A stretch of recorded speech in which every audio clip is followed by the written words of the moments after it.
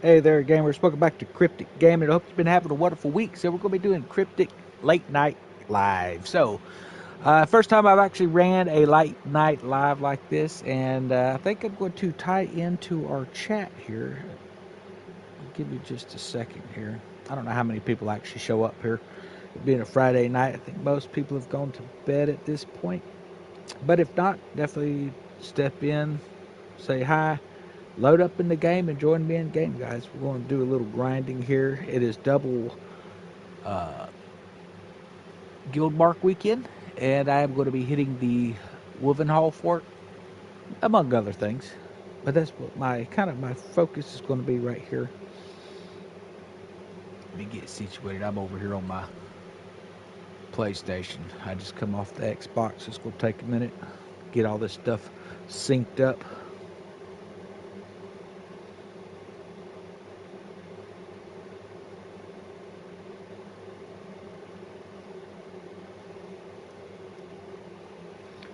Trying to get into my settings here.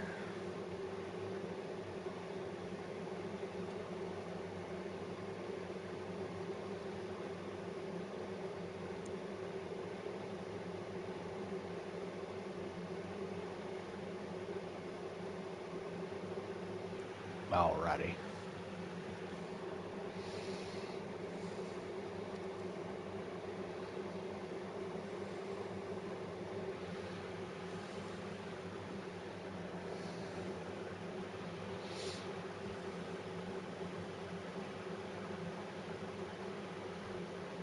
So I started farming on this earlier, and every night that I run into a situation where the Wolven Hall server, there might be one that's broke.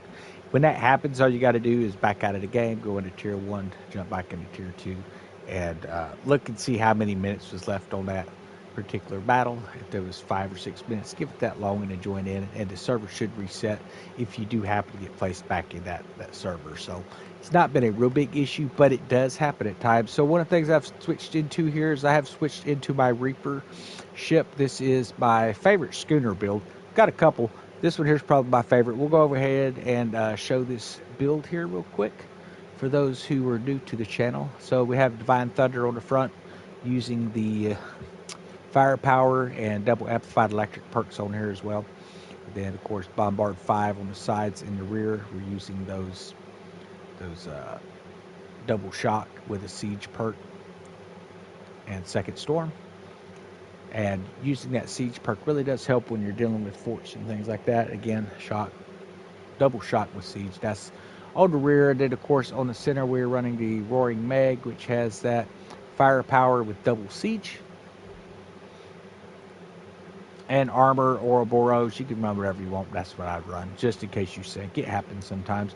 So running charge doors, we're running the Breachlock Furnace, Worm's Breath Churner, Vat of Volatiles, Bombard Works, Ammo Priming Station. For those who aren't aware, this one gives a 20% boost to all siege weapons. Means we put siege on those weapons, we're going to get a boost from that, but the schooner also gives a structure boost toward weapons as well, so we're really going to be doing a lot of damage on this fort, which is always great. Now, I have thought about coming back in here and taking this Worm's Breath off and putting the Vat of Volatile back on. Oh, I've got Vat of Volatiles on there. Okay, I've already moved some stuff around. Seemed like I took the Bombard Grinder and switched over to Vat of Volatiles. So we're getting some extra DPS with our stuff against structures, so that's going to be nice. And let me just double check our cargo. We got 3,700 bombards, 2,000 cannonballs, so we should be good to go. Now, I do recommend that you do this if you haven't bought everything. Go ahead and snag everything that Blackwood has that you're going to need and keep grinding. Now, one of the things about this is you're also getting pieces of 8. You're picking up SP that goes towards your, so I think it's 150, goes towards your pass. If you haven't completed the pass yet, you should be getting pretty close. Did a little bit of mathematics and stuff. If you're just playing a couple of times a week, you should be able to have your frigate opened up by the time we hit mid-season, which will be here on Tuesday. But you still have like another month and a half, almost 2 months, because we're extending another week. we've got right at 2 months to finish getting that frigate. But also keep in mind, guys, if you haven't opened it up, it will be available to you in Blackwood later. So to pick up with, you guessed it, guild marks.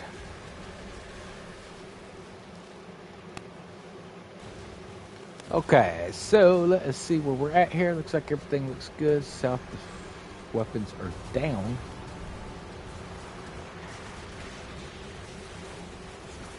Looks like Acti has come in. There he is. Brachete. I don't know how you pronounce it.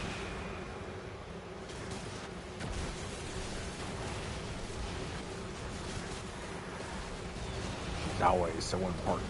Right in the way. Can't get the shot in on them. That's my only gripe with frigates, man. They're so big when they park in the way like that. And I mean, it's not really that they're in the way. It's that and we got some Blight Keeper goody two-shoe. We're going to move around. I'm going to show you a couple things. Get you a few shots on that boss. There's enough ships on this end shooting at him. Why people are wasting their time shooting these is beyond me. You can take these out, but it does nothing toward dropping the Citadel. Your Citadel right now is taking damage. You can take damage and deal damage to this thing here. Now, while the weak points are not set up, we're doing anywhere from 19 to 28,000 damage hitting the actual Citadel. So while they are taking out the main boss, we're actually putting damage on the fort, which once the boss drops is going to give us the weak points, which is going to help us to finish this off pretty quick. And you could potentially, if you get enough people doing the weak spots after he drops, you could potentially start dropping this fort in about 5 minutes. And been doing some serious grinding over here. I bought just about everything from Blackwood again, and on all of the stores with the weekend double guild marks. So not sure what else I'll need guild marks for, but we'll go ahead and stack up what we can, because you never know what he's going to get in his inventory. Now, they do not transfer, something to keep in mind. And I've also been getting Kufr bars, so something else I've been running. One of them is the Plague Heads, running those over in World Tier 2, and just been really kind of focusing in. Now, notice the ship's not even shooting at us. That's kind of crazy, ain't it? Let's go ahead and take that ship out here.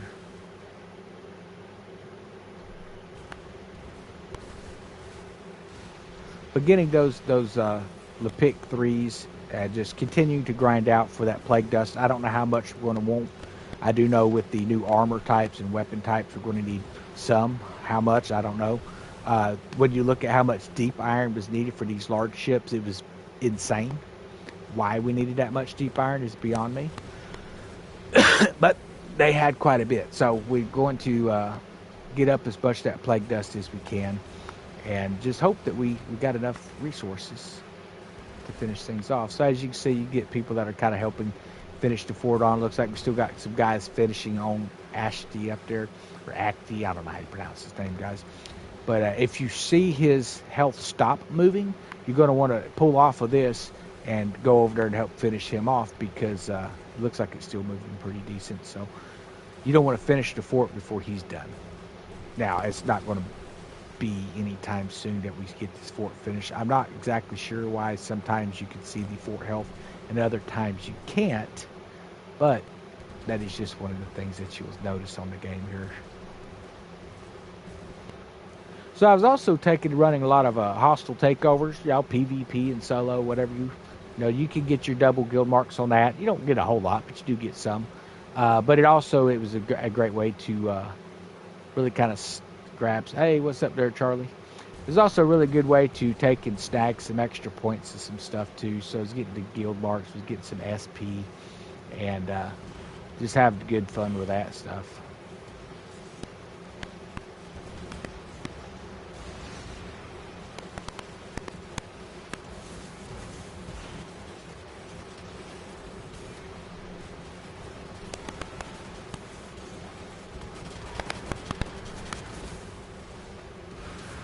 Where's our boy at here? There he is.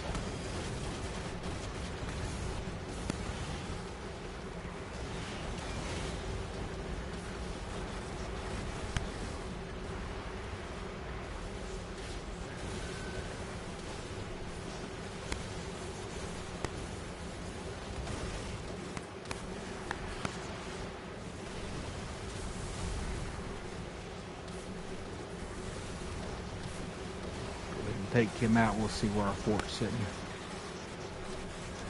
Now, if you do take that fort out before you drop him, you will actually cause a glitch.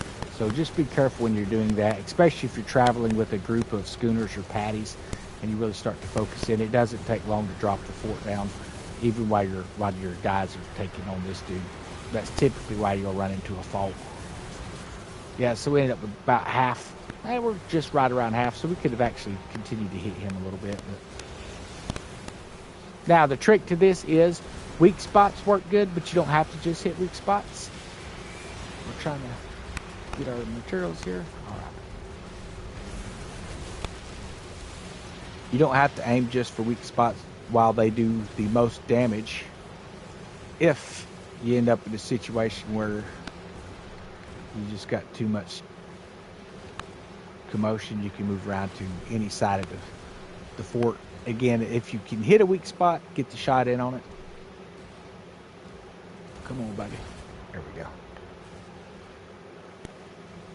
I'm not sure if that hit or not. It did 312,000 damage. That's right.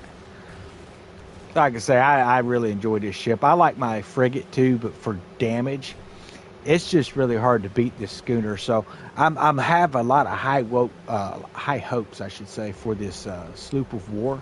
I don't know about you guys, but I'm getting pretty excited thinking about some of the possibilities with it. But the damage that we're supposed to be able to put against fort walls using all weapon types as far as poison, electric, and all that in the future as well, that's going to be pretty sweet. Ow, we took a heck of a hit there. I'm not sure if that was the fort hit us or we got a sharpshooter behind us. There's a few ships behind. I'm not seeing a sharpshooter though. Yeah, there's one right there.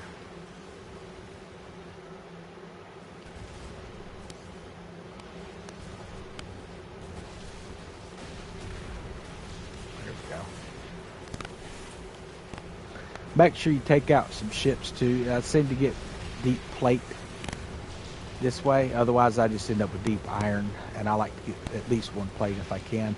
That usually comes from taking out some fleets along with the fort. But again, that keeps us in position of some of these weak points here.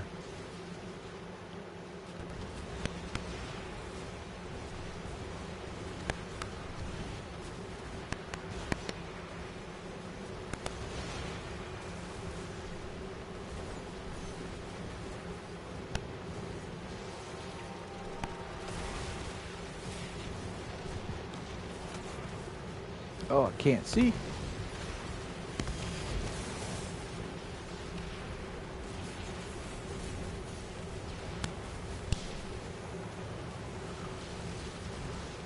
think there's a weak spot right here, maybe.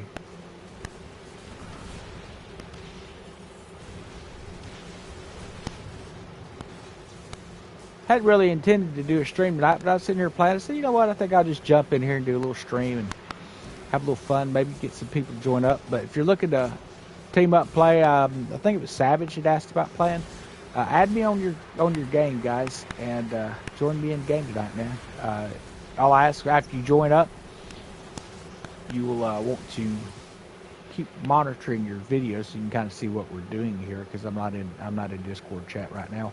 I'm working on setting something up for Cryptic live streams and stuff like that, where you can join in and I don't really want it where people's voices are being heard in there, because it gives them privacy and stuff. But where you come in and it's going to be a little easier for me trying to read what flashes up on the screen, plus a monitor, a small phone screen over to the left side of me here. And sometimes I'll be reading chat and I'll end up getting toasted out here on the water. It happens, That's what happens when you have the attention span of a squirrel, or a dog in a yard with a squirrel.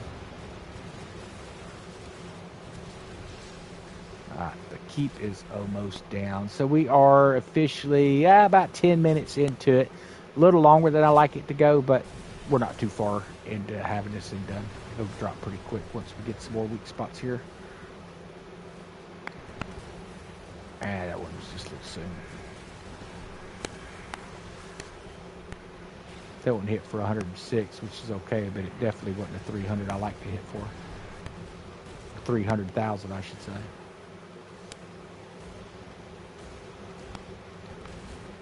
I think that there will be good.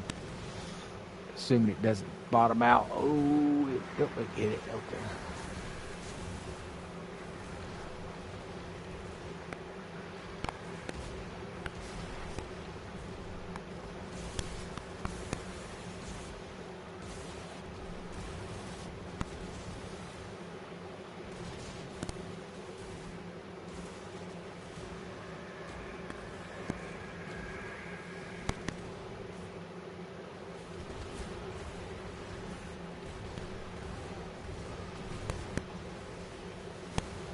This is where your Garuda with them sharpshooters come in handy if they've got some siege on them sharpshooting cannons, your long guns, guys. It would definitely help at this stage to be able to hit that top slot.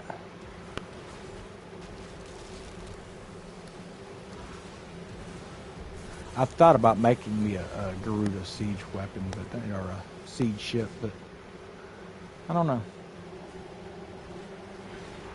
10 minutes still isn't bad, but obviously, you know, it's nice when it drops even quicker. But we're getting 600 guild marks per completion, so that's really not bad.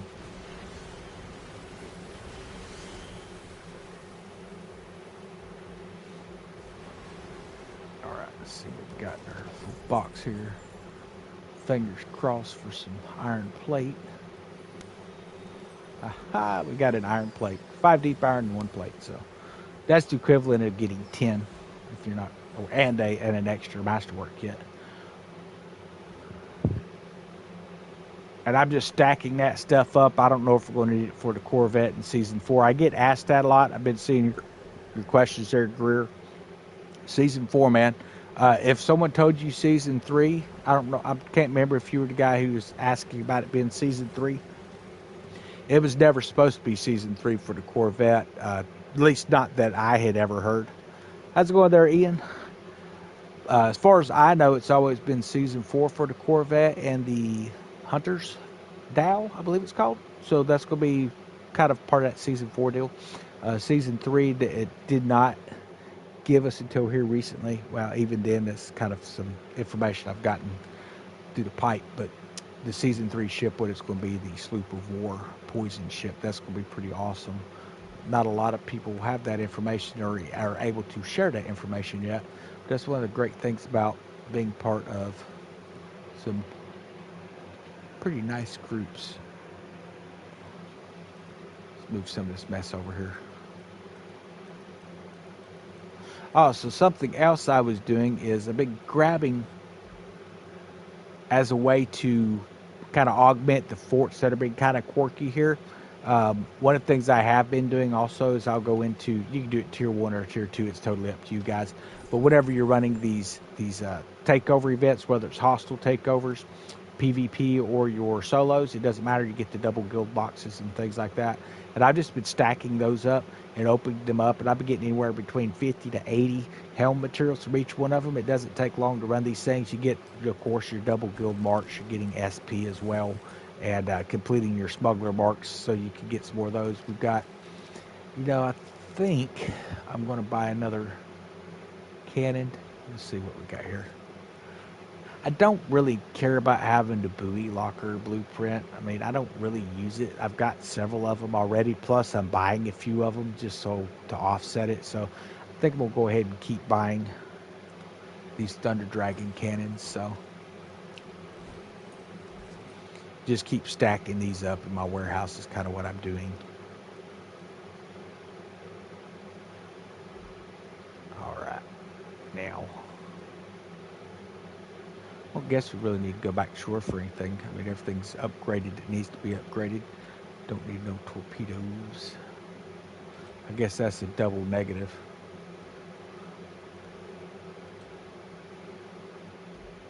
There we go.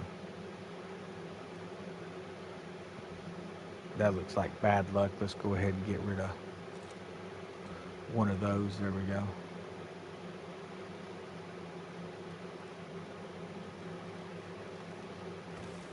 Alright, so this here is Island Butt Crack. When I look at it, I don't know. That's just my opinion. I have no idea if anybody else has noticed that, but it looks like a giant butt sticking out of the water.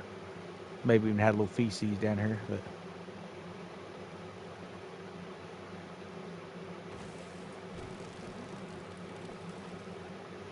Now, I will show you something that you can do too here. If you got anybody online that's in your friends list and you're tired of waiting, you can do this. You can join over to their group. You've already got your rewards, so may as well join over, get into a normal server, reload back in, and you can jump out of group, load back in over there, and again join back in on your group or a friend, come back out of that server, then join back into it and get rid of that 2.5 minute group wait there. Sometimes. I'm not sure what that said. I should have read that.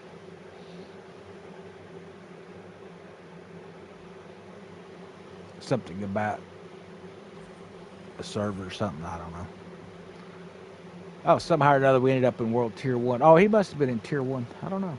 Not sure what happened there. We got to jump back into Tier 2 now.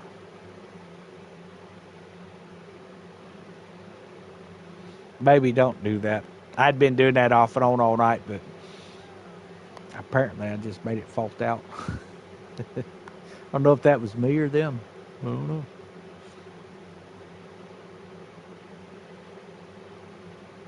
I'm not sold on the costume here I'm using. I'm not 100% sold on this thing, man.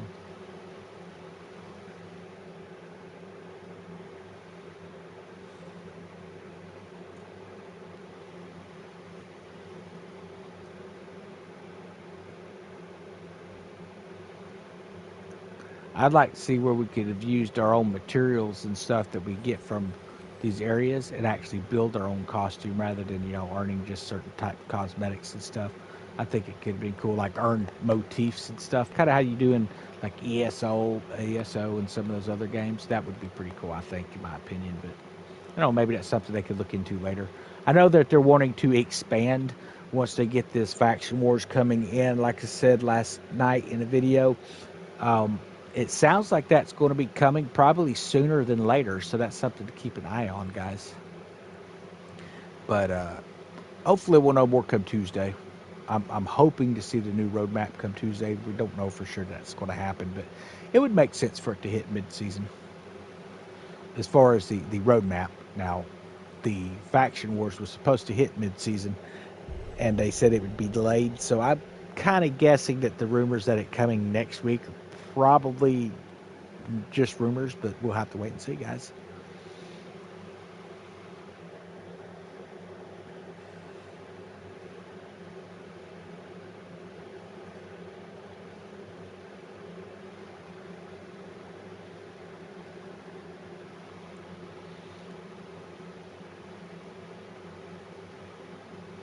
See who's online here.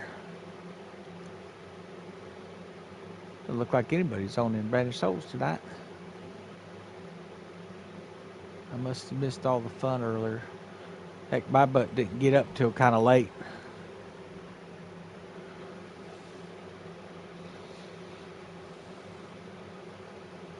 But I was up all night. That's what things that's bad is, I'm up all night kind of grinding. I seem to have fewer issues at night, so I don't know if it's internet on my end or if it's things on their end. Maybe the servers just ain't as busy, is what it seems to be like. Like some of the issues, maybe the servers are kind of crowded, but it's hard to say.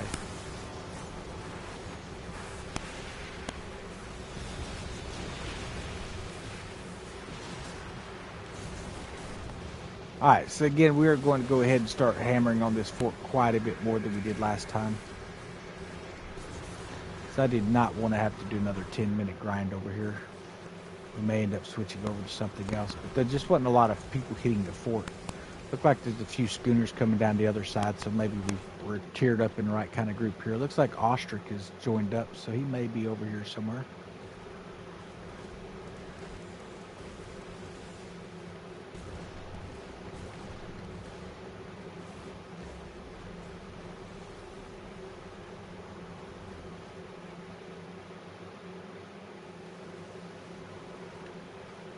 And we're going to just focus in on the fort for a little bit and grind away on this thing. Now here's the thing that gets me. You see how that ship leans like it does?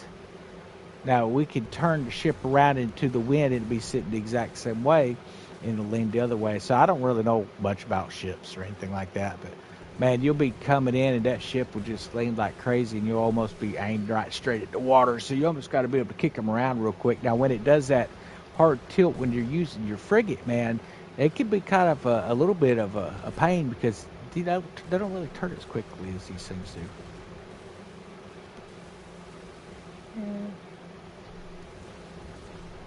See, I think hitting in the center is probably going to be our best bet here.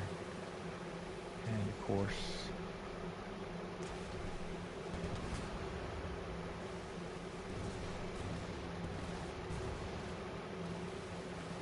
a little more to the left here.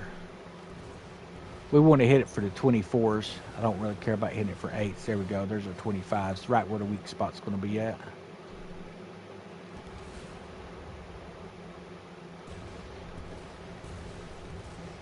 I mean, if we're hitting for 100,000 total, just about with the broadsides, and then we're hitting for another 100,000, that should work out pretty good using the siege weapon. So.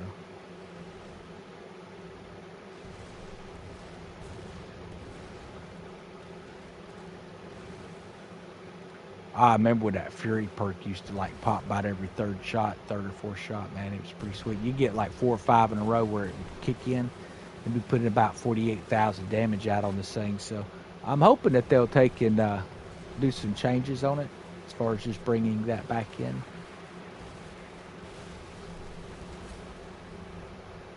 They're dropping him down pretty fast, so I'm not too worried about the fort faulting out on us. So I'm not seeing any other ships really focusing on them. And we got one over here. I think it's the snow, so I don't know how much damage it's putting out. Yeah, it's the snow.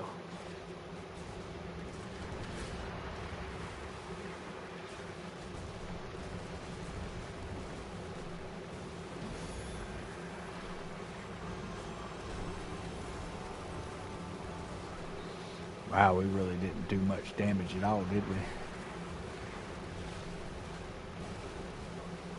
I may have to get my patty out. I'll be honest, I've not really seen where it does anywhere near as much damage. About the same. It's not that it's putting out anymore.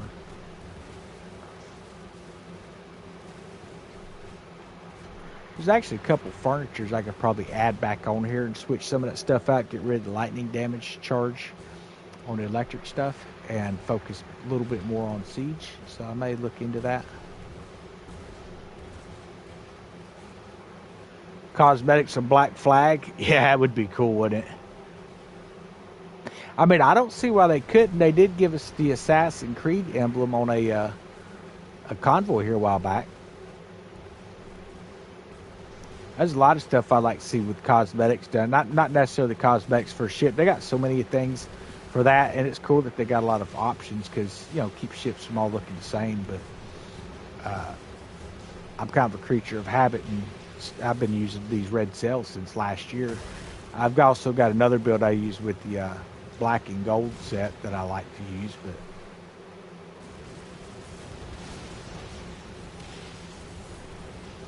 what I'd really like to see is something for our pirates where we can really kind of focus in on getting motifs, or maybe a certain type of cut or design, and then depending on the materials that you make it out of, is how it ends up looking, and you can add like your own pieces of 8 to it, or maybe you add the Kufra bars to it, and that will actually turn the metal to what type of metallic material you use.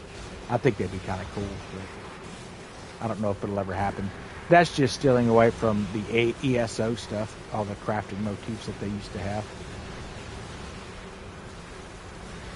Now, one thing you want to do is when you're getting shot at like this, 1, use a water barrel if you can. 2, get into an area that doesn't have a lot of friendly ships, because if that fort has picked you out like this one singled me out, keep moving. Don't, and pray that you don't end up with someone stopping in front of you like usually happens, because it'll smoke you, man. It does not take long. So try not to be in a crowded area. If that thing takes to shooting at you, get out of the way. Appreciate the heals there, man. Not sure who that is.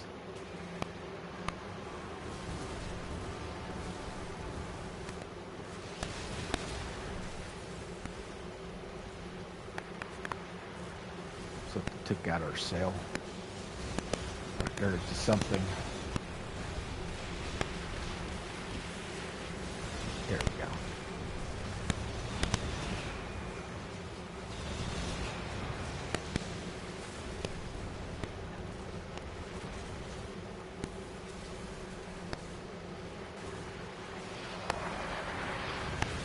It's all yours, Fossey.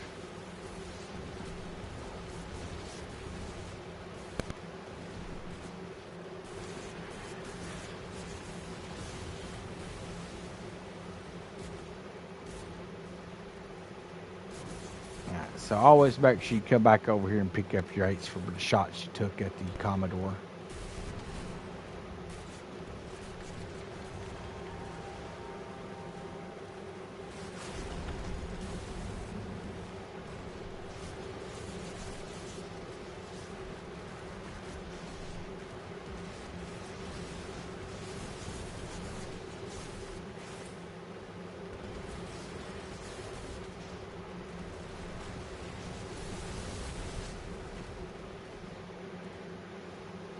Let's see, it keeps healing me.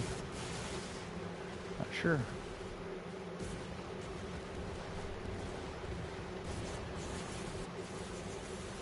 Oh, there's a bark nearby, that's right. But you notice it's not actually healing anything. That's that status heal that's kind of broke right now. I'm hoping that they get that fixed here soon. That's supposed to be something that we see in the large patch for all the issues that they've been kind of having. They're supposed to be getting a lot of this stuff fixed. Oh, shoot. That's why I don't stop moving much.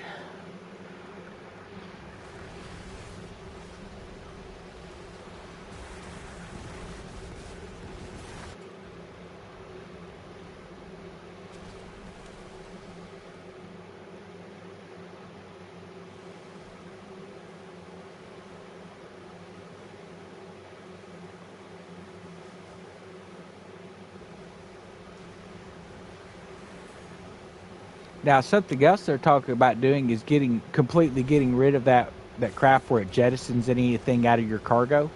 So when you sink, you should be able to, one, not have your stuff jettisoned, but there's also talks of a repair option directly in that respawn screen where you can either respawn or respawn with repair. So if you can respawn with repair, that kind of gets rid of having to use things like the Ouroboros armor or the maintenance forge. So I could see that being pretty cool because, you know, there's a lot of great armors out there I would really like to see, but or use more of. But man, I tell you what, it's really hard to get rid of this thing when pretty much the game's going to guarantee it's going to sink you at least once in some of these battles. It's just the way it's geared up, and I would rather not be running around with severe damage.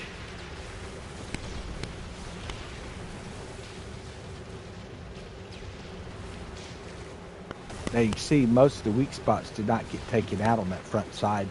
Not exactly sure what was going on with that. Same thing with here on the sides too. That's probably part of the reason why the fort had so much life left.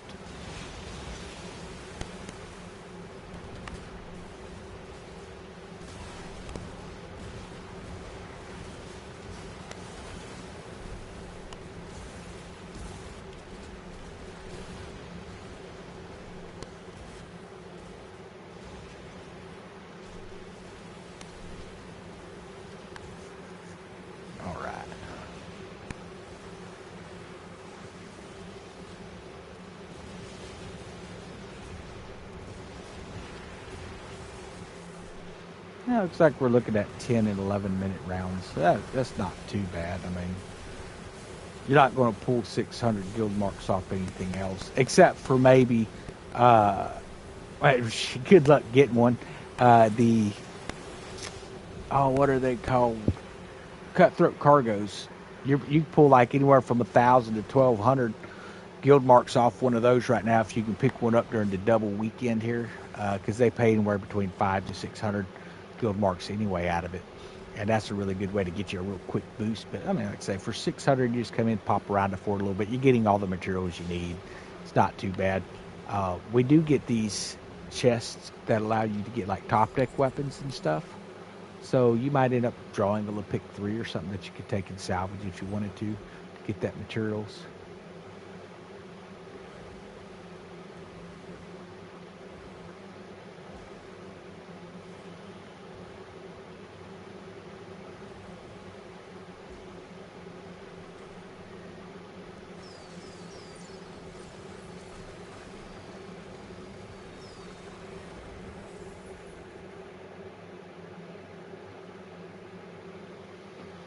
It looked like we ended up getting 7 deep plate, if I'm not mistaken.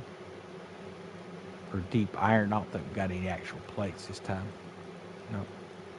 We also didn't shoot a lot of ships this time either. So, like I say, I don't know 100% for certain, but it seems to be the more ships you sink that you can run and get some of that deep plate. Let's see where we're at here. Might jump onto another farming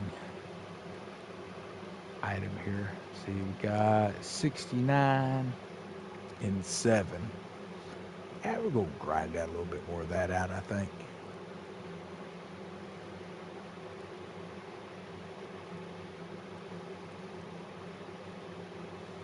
Oh, well, I'm thinking about it. So, I know in the past, a lot of it's been our pieces 8 at Unitas to pick up some items that you can actually get right here at Akahana. Eel's Twine, Working Mechanisms, Gannet Saltpeter, Sinew String, Worm's Breath. You can actually produce those right here. Just the only location that I'm aware of that you can produce these. So right now I'm doing Eel's Twine. I was doing Working Mechanisms last week. So I'll do Eel's Twine here probably till, I don't know, maybe Monday or Tuesday. Then switch it to Gannet Saltpeter. Then back over to Worm's Breath and Sinew String. Just start building my stores back up on this stuff. And then taking a lot of that and making the refined materials with it as well. So that's a great way to do your stuff here as well. Now it's totally up to you if you want to take and spend your 8s over there at Unitas for this stuff as well, or just set it up to be produced here. Totally up to you how you want to do it. But seems to be cheaper to me to be just, I mean, you're for 2 days looking at 2,000 for 2 days to start building this stuff up. You're getting like 1.5 per hour. You can boost it if you want to. Another thing I've been running here is these manufactured defenses. We will jump back into that here. Let's try this again here. So it's going to let me jump in on one of our guys. Oh, it doesn't say he's in game. That's what was happening earlier. Well, Ostrich is over here with me already, so we could run that defense. Anyway, so you could run defenses, but what you're looking for is the double gilded Raider cache. And when you get that, you can get those helm materials. Now, it's not going to be a lot. You get between 60 and 80 sometimes. Sometimes it's only 50, but it manages to be around 60 to 80 typically with that. That's one way you can get them. Obviously, you can do like we've showed with the contracts and things like that, picking those up as well, which is a great way to get them as well. So I'm just not sold on this jacket. I got to get rid of this thing. It's kind of goofy looking. I don't know if that's shells on that right sleeve or shriveled up ears. I don't know. Either way, it's kind of disturbing.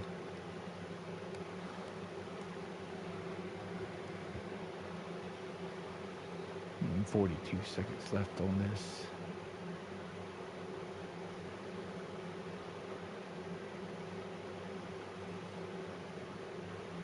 We'll wait.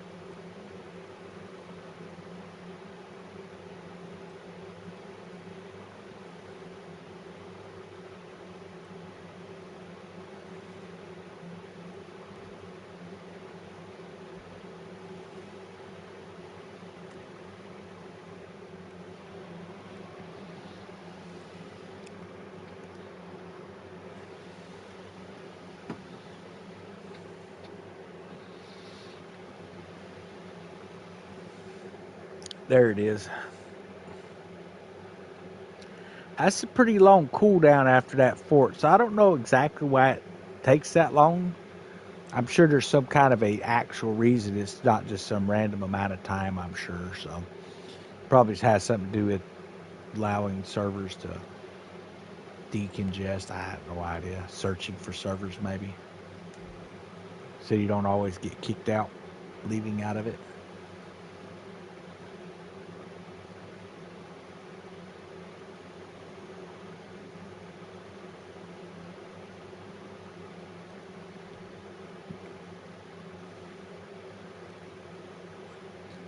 I am going to change this out real quick. It's bothering me. What's that? Eh.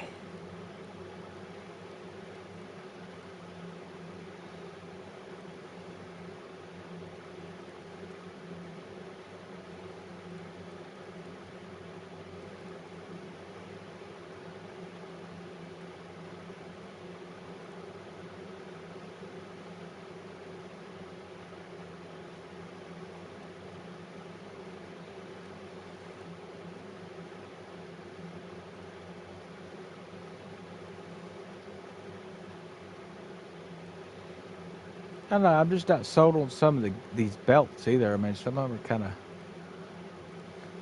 kind of gloppy. I don't know.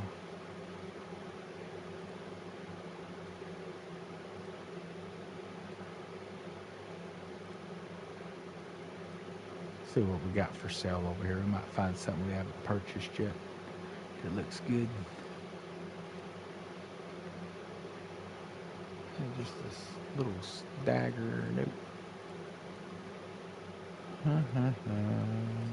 Guess we will go with that. And we're back to where we started.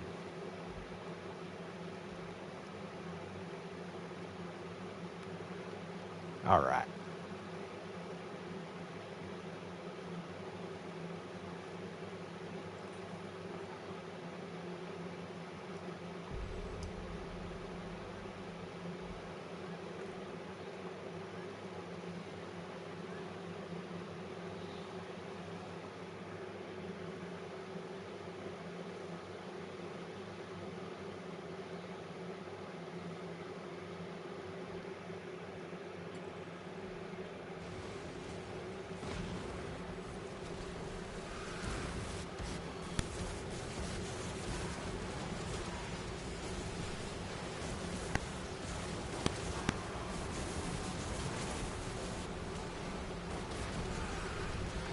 Yeah, so hopefully we'll start seeing more captain cosmetics. We've been seeing a ton of ship cosmetics, which is cool, but I don't know. I think at this point I'd really prefer to see some captain cosmetics coming out, some newer hats, maybe some better hats.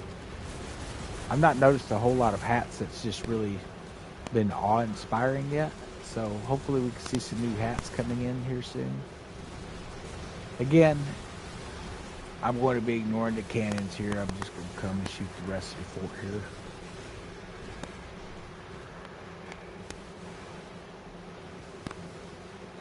A lot of firepower gets wasted on. So here's where I was talking about. See how the boat's tilted? We can't get enough barrel rise out of the weapon. So what you got to do is swing it around and face coming into the wind typically. And it typically will give you, your shift will shift the other way. So that's a little trick that you can run if you need to. I think most people know that. But if not, you just learn something new, hopefully.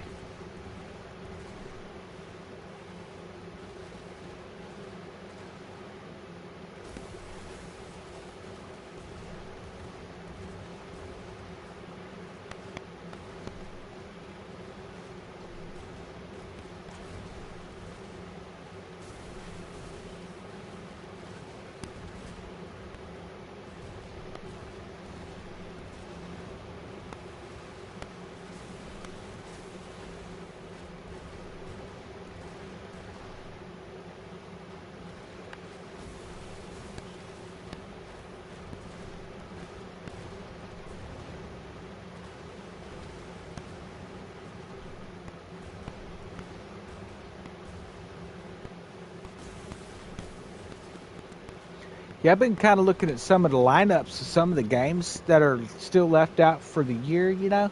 A lot of these things have been pushed back. I was kind of surprised. I tried to keep up with some of the newer games coming out, and a lot of the games have been pushed into next year, which is kind of crazy to me, especially with GTA 6 coming out. I don't know why any of these gaming companies would want to compete with that, but they seem to be okay with it. So, but one of the games I was really looking forward to, was hoping to see this year, was that Terminator Survivor.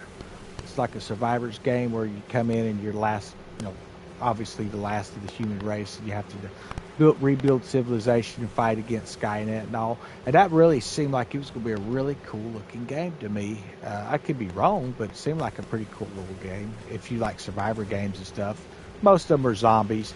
This was going to be something where you fight against robots and stuff, but I'm not exactly sure what happened to that, because it seems to me that the game itself is just kind of like not really progressed anywhere, not heard anymore, other than it's supposed to hit the PC earlier this year, and it never did. So I don't know if that game's been canceled or what, but if y'all have heard anything about it, let me know. I've not heard any more about it. I've looked everywhere I could find, checked every forum I used to go to find the information out on some of these games, and it's getting hard pickings out there. Most games are either postponed to an undetermined area. That's something you don't want to see, or they're postponed and potentially going to be postponed again. So that's one of the things I noticed with GTA 6, is that they were talking about, even though it's got a May 26th, I think it is, May 26th, 2026 release, it may actually get pushed till fall. So something to think about. I'm not really sure why these ships showed up over here, but they're not actually part of the party, so kind of odd.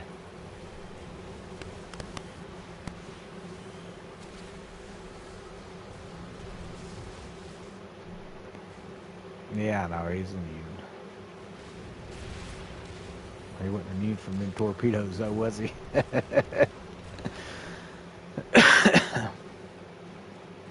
Yeah, so one of the things I did earlier is I wanted to bring up see if I could bring in those Pestilence prints, whatever, the pest print ships over here, and I was riling up the fort, getting it aggravated into normal mode, and just trolling around here, trying to see if I get it to shoot at them, but they never did show up. They'll show up anywhere in Africa I could get them to pop up.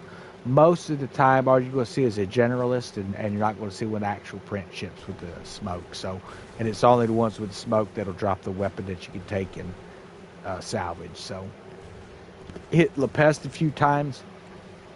I don't know, for the amount of weapon fire it takes to take him out, even in tier 1, you're better off to be just grinding over North Africa or South Africa with some heads on your ship, I think, to get those weapons. So that's something I may end up doing, is throwing some more heads in. I've got them in a warehouse, but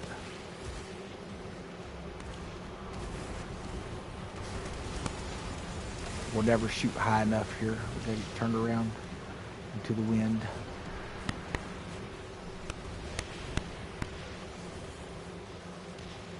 The fort's just below half. That's pretty good. I think we had more help shooting at this thing this time.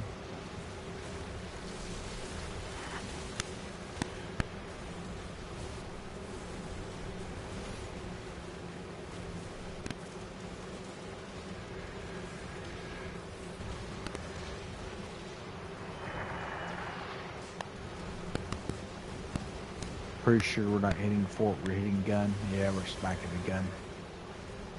See if we can get a little better shot here. There we go.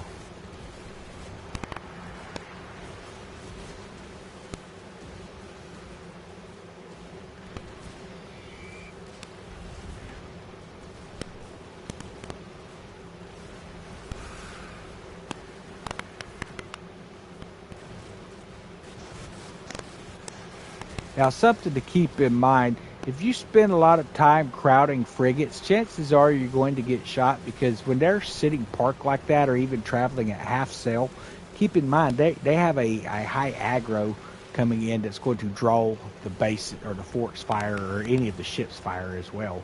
So something to keep in mind here. Of course, it seemed like it just shot at me.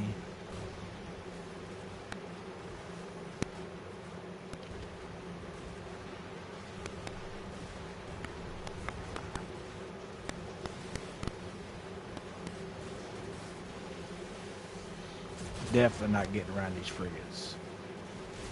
Spin it around here.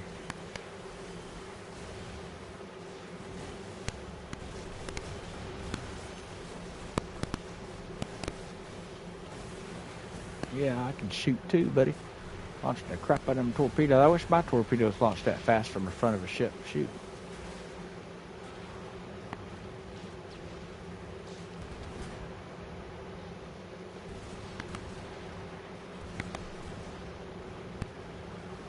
That looked like some culverin reload time, didn't it?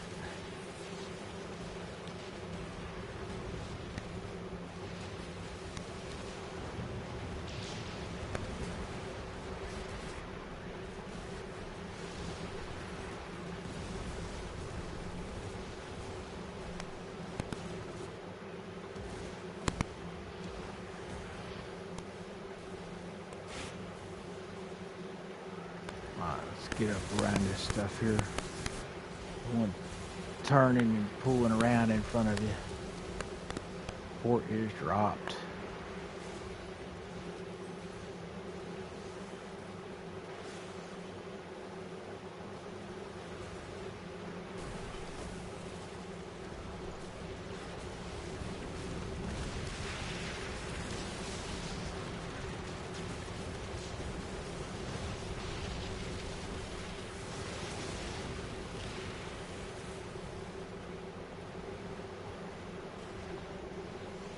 Leaving a ton of resources laying around, but it'll be all right.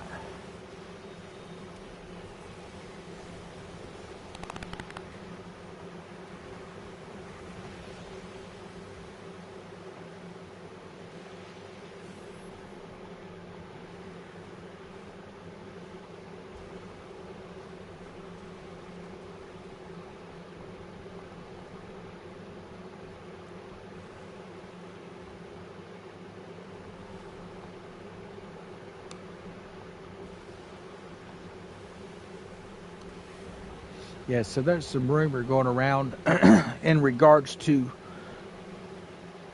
how they're going to be handling the situation where you would go run a convoy and you would end up with a boss and maybe a sea monster and a bunch of other stuff like spawning in all of a sudden.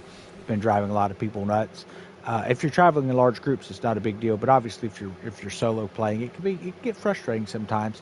But some of the things that they're talking about doing is maybe making a buoy system or something like that we might end up seeing where you would have to, like, to bring in Lee, how we used to have a contract, you could then just pick up a buoy and she won't only pop up if someone calls in with the buoy, and you'd be able to earn those buoys from, the fleets and stuff that are directly related to her, or, the fleets directly related to Vikram, things like that. So that could be kind of cool if we see that. Then, of course, with sea monsters and stuff, there'd be ways to be able to spawn those in, maybe not with a contract, but some type of a way to bring those in. So I would like to see that actually happen, because while these things are fun, I wouldn't mind having to go and pick up a buoy or a flare or something like that to bring them in, just so I don't have to be coming in here and go, hey, let's run this convoy, and all of a sudden we got blood drunk up our butt, and Lee and what's his name there, Bertrand Hubach, and then LePage jumping in. I mean, I've seen some crazy combinations of bosses. I've seen like two bosses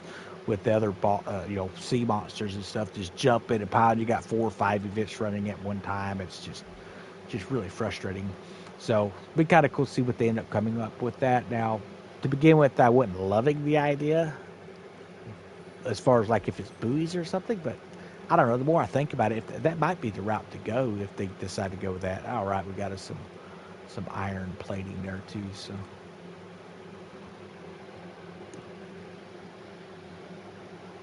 now keep in mind, when it comes to armor ascensions, that's one of the things I've heard that is going to be required for those is deep iron. So we're going to want quite a bit of that. Now imagine if it's going to take 3 per iron, 3 of these per upgrade or whatever. I don't know how many it would take. We're just looking at the basics of most materials take 3 to 4 of these things, dragon claws and etc. That's something else I need to work on. Looks like I've only got 2 of those lightning claws, so pretty sure that event has been showing up, I think, right in here, if I'm not mistaken.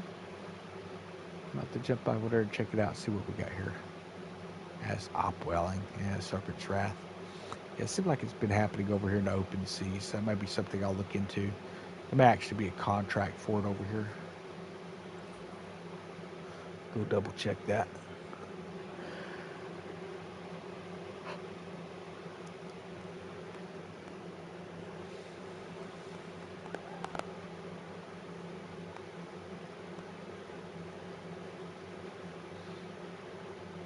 I feel a little bit kind of robbed on when I was doing the heaven mandates and things, and it was taking a lot of those lightning claws, and I kept getting bum rolls on it. It was really frustrating to me, but I don't know. Zammy, nope, nope, nope. Thought said ain't at sea, people. It could just be a random spawn. And I don't know that I've seen it this week. I know for sure it was there last week. So I don't know. We'll have to play around and check that area later.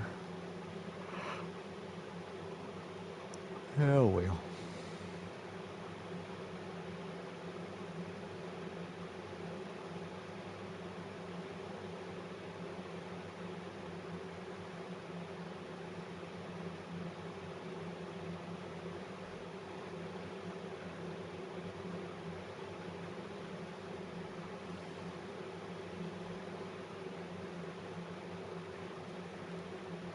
Nothing there.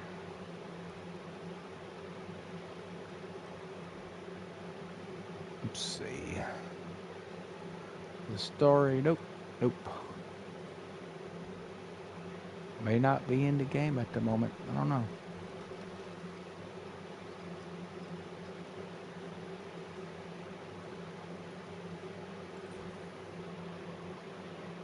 I think I've got a few things I can still buy at this Blackwood over here. Check my guild mark, see what we've earned. We should have, I don't know,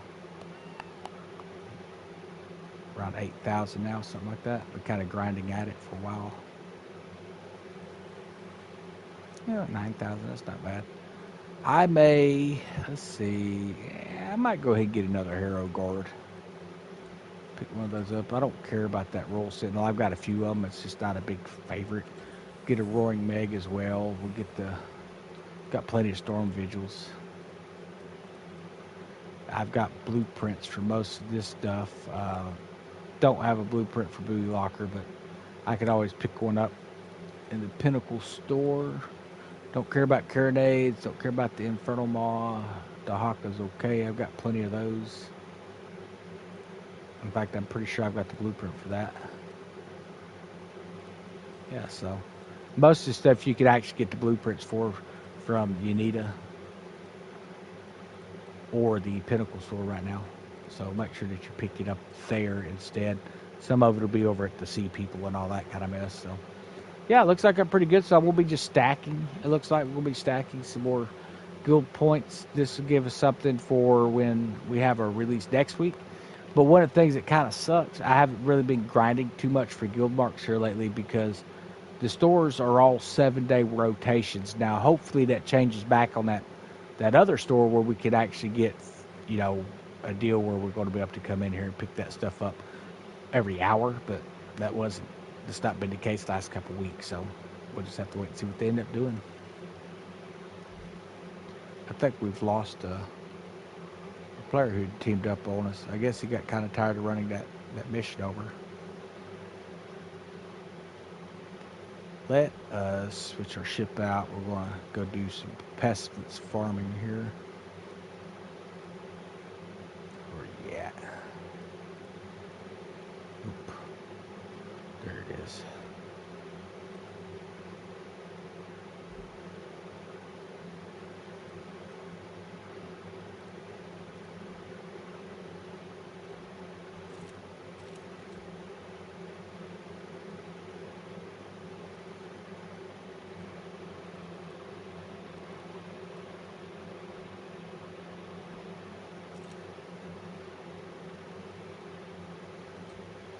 All right, and let's go ahead and grab us some cannonballs.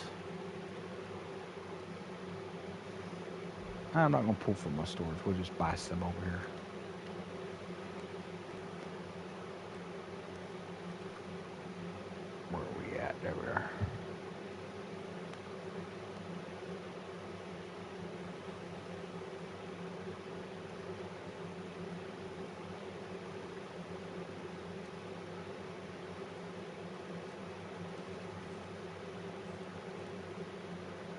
Let's see where the cannonballs at. There they are.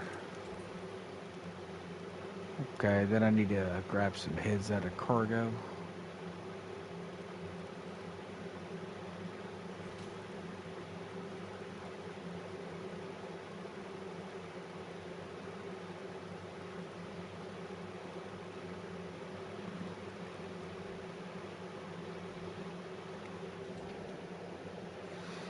Yeah, so these helm leases, not sure what we need those for. The mysterious insignia, that's something we picked up from the Hubok twins, or over at the Hubok twins thing for the Mega Corporation faction war thing, and then it hasn't really expanded anywhere from there. So I imagine that's going to be during the faction war expansion, is when we'll see what this insignia is going to be used for. We'll just have to wait and see, guys. But my guess is that's what we're looking at. It looks like I've got some of these sigil flares. I don't know what I need them for, but we got them in case we need them for something later. I'm just kind of surprised that they didn't go away. So the grain flares, they're no longer with us. So potentially this is going to be used for something else. This was the honorless event, from what I remember. Phoenix pouches, still don't know what those are going to be used for. So I imagine we may see something like that come into the game as far as Phoenix pouches coming in later for another ship maybe, or weapons potentially. So if that's something, if you know what they're used for, definitely comment and let me know. It could be something maybe for Eagles or these Phoenix Talon cannons. I don't know. Alright, that should have me ready to go on that. Like I say, what I have noticed is it seems to me where I'm going to find the most of these is typically up north sometimes, but not always. Sometimes I could actually come down here, aggro this fort a little bit, and then get a pretty good little, you know, mess running around. We'll see what we can do down here. We'll move up north if we have to, but I like to fight them in this open sea a little better than around all the little islands, crashed into islands and stuff all the time. Plus, you end up running up to where they run into Vikram, and I don't feel like dealing with Vikram while I'm trying to fight those guys. Which you could drop them quick enough using torpedoes. It's like I said, it's just not something I'm looking to do tonight. It's 4:30 in the morning, so I'm looking for some light farming, obviously. But you want to be in tier 2 to do this. Otherwise, you're just going to be spinning your wheels. Now, what I have noticed is typically you're going to see, there we go, a group of 3 that looks like 2, and there should be a small Badar with them. But you'll sync those, and typically once you sync those, a prince pops up. So that's what we're going to see if it works again. That's what's been happening. But like I say, I'm just trying to grind as much stuff as I can. I know right now I've kind of got where I need to be with my guild marks, and we'll be earning guild marks as we progress other items into the level here. So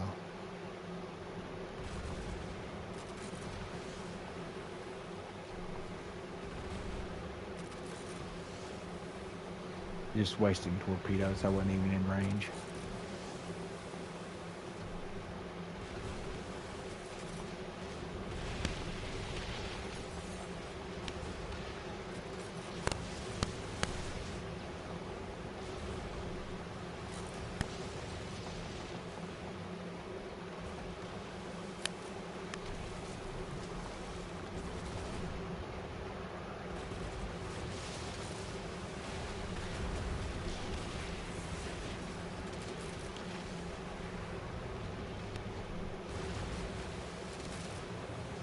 Hey, so there was 3 large ships down here. I didn't even see a Badar.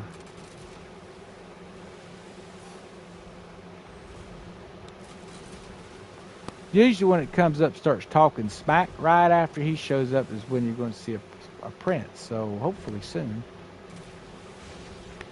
Check her area. Look for green smoke. I'm not seeing any. We definitely have a good aggro going.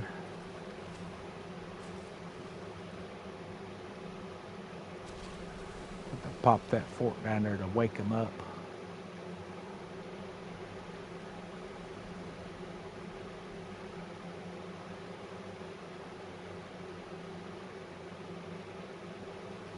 I think that's actually some plague ships there.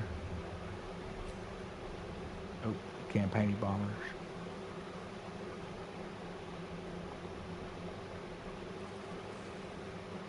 Turn, baby.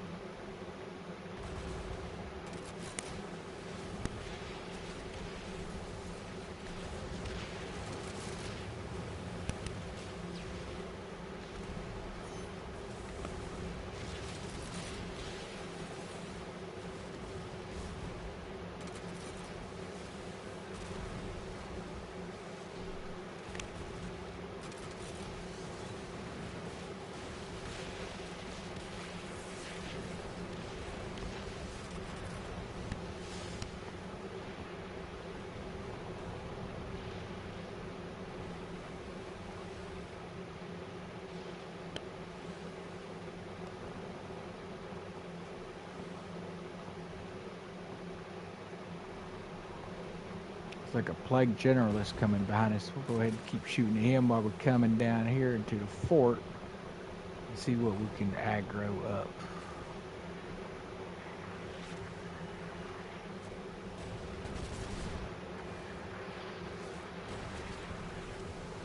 Might have to take it up north. It just seems like a slow spawn there. But like I say, man, I know they've changed a lot of quality of life things in the game here lately, so that could be one of the things. It seemed like they were reducing the amount of these things that spawn down here, so it's definitely affected across the whole map.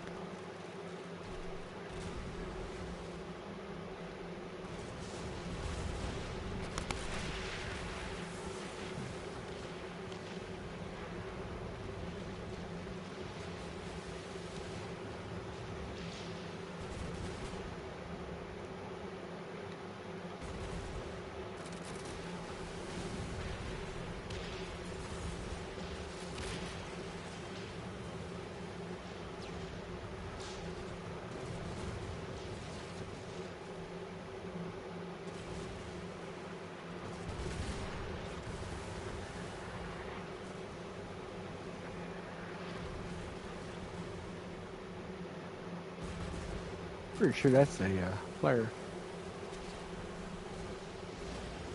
Yep.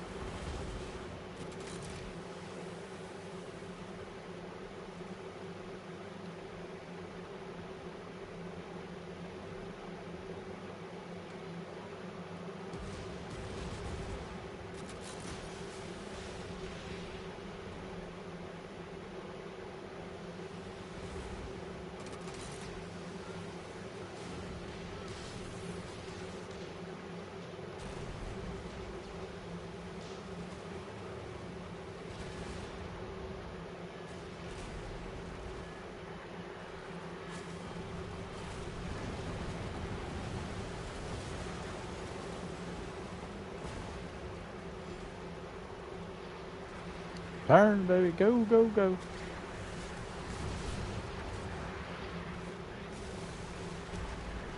Shoot.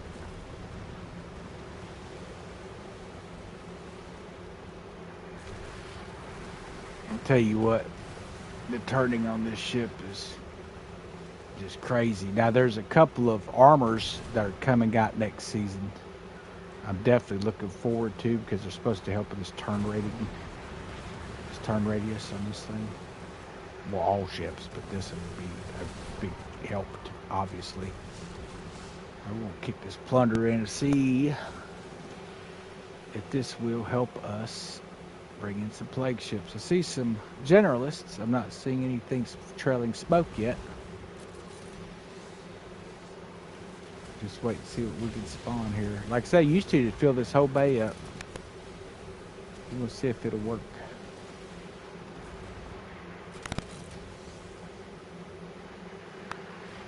If it doesn't, we'll return to the northern section.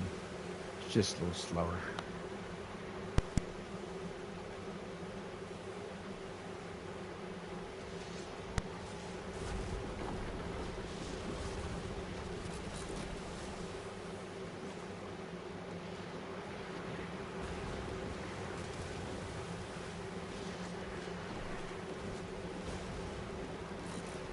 Yeah.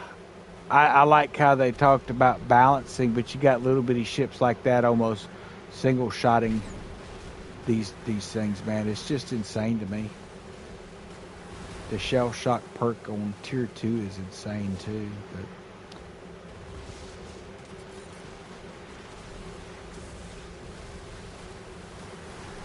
man, we just rammed him, slam out of the water, barely done any damage. So bad that it actually shot the torpedoes under him. That's crazy.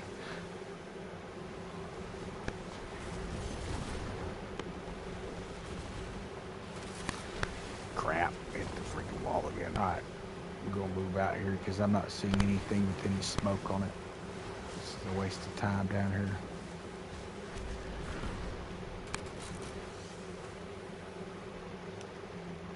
And as much as I want to use my frigate, man, I'm just about ready to pop in another ship here too, because this is this real slow turning stuff is just insane to me, man. The ticky, jerky. It actually takes away from the. It's all a byproduct of them wanting to lower some of this stuff, and not to sound like just kind of complaining about it. I mean, I know that's obviously what it is, guys, but that's just kind of where I'm at now. There we go. There's just something. Finally, we got something aggroed enough to bring one out. Now, if we can stay off the walls long enough, or off the islands long enough to get a shot at it.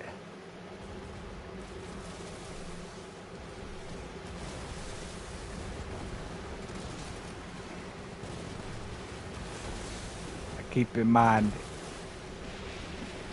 every shot we take is going to be intercepted because they're going to spawn a ship or some crazy stuff. Man, this is ugly. Here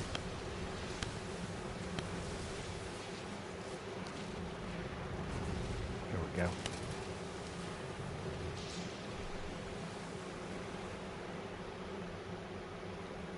All right. Now, pretty sure that's generalists. We'll take those out if they are. Yep. Well, we might actually get some spawns down here. Main thing is I don't like to do this around islands, mainly for that reason. This thing here, it is so slow turning that you're guaranteed you're just bouncing into stuff the whole time. You can't hardly turn, and you're a sitting target when the poison starts to fly. If you get them out here in the open water, you got a little more options to maneuver. The schooner does a great job on this. You know, there's a lot of other ships that work great on it too, but like I said, I put a lot of work into these frigates. I definitely want to use them. I mean, they just do a really good job with the torpedoes. But all right, watching for some more. So they just keep shooting those ships, and it will force another spawn. You just want them to keep coming out in large waves. But I think the days of actually just spawning a ton of those smokers down there, I think they've changed that. I've not seen it like that in probably a month and a half, so it's been a while. That's one of the reasons why I haven't really ran for it much. There wasn't really no need for it. It doesn't really pay out any 8s or anything, so.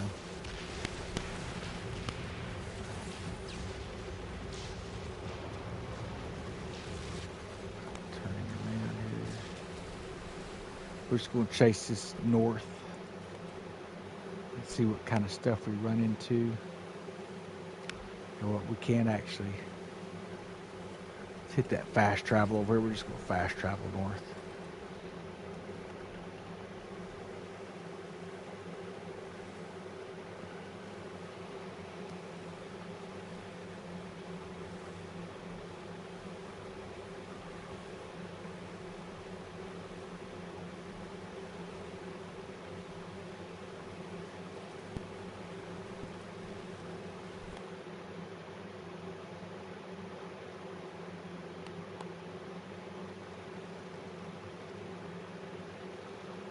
Where do we want to pop it at? We'll come over here at Il Michel and come off from there. We'll head west from here.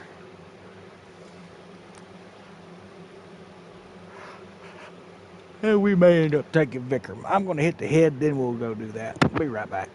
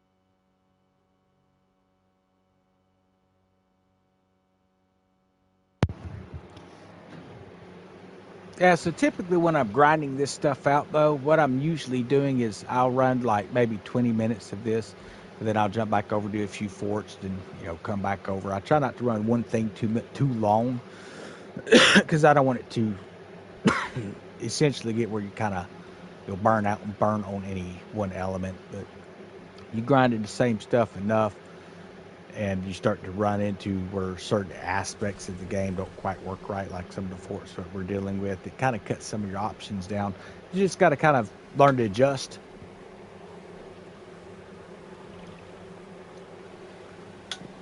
Now, something I could do while I'm doing this is I could go over to St. Anne, load up some contracts, and then work my way over here and be farming the helm while I farm that stuff. It probably wouldn't be a bad idea, but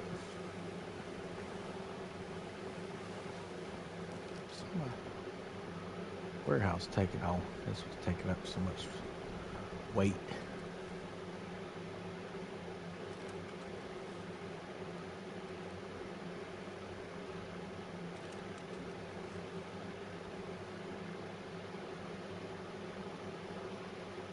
What do we have back here? This looks like a generalist. Yep. Like I said, we're going to make him come to us.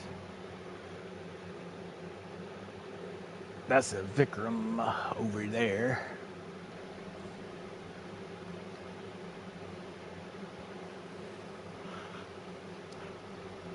There's some Pestilence fleets, pretty sure. Yep, let's go over there and pick a fight. Yeah, so these are the ones with the Badars with them, and I seem to get a better spawn rate destroying these. So, but I did want to give that fort one more try. I know we tried it the other day in a live stream, but I didn't have any heads with me.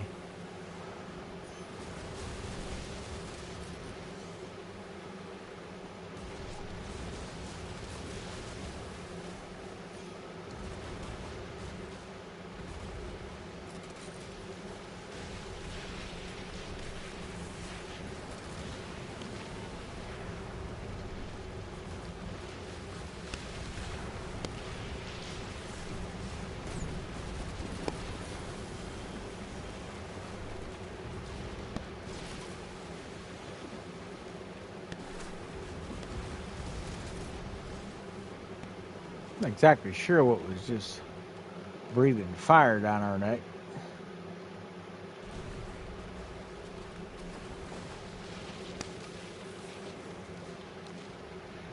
All right.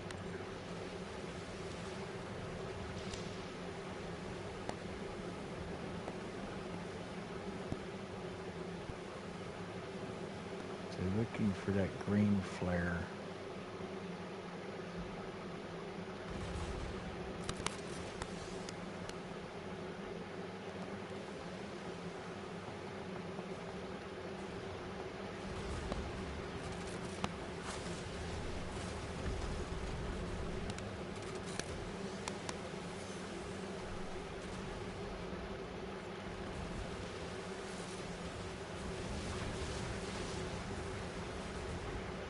But like I've said for about a year and a half now, I guess this game's been active. If you ever notice where an item or a farming thing that just really is overabundant suddenly gets cut back, that typically is a pretty good indicator that you're going to want to try and farm that stuff out, because it means it's fixing to play a heavy resource into the game. So we do know with the poison weapons and poison ship coming in, obviously we're going to be looking at plague dusts and that blighted fuel, I imagine. But like I say, with the blighted fuel, there's so much of that stuff. You dump a ton out of one ship, you can get between 70 and 80 buckets of that stuff pretty quick. So yeah, this is kind of surprising here. I've not had to wait this long on anything to spawn.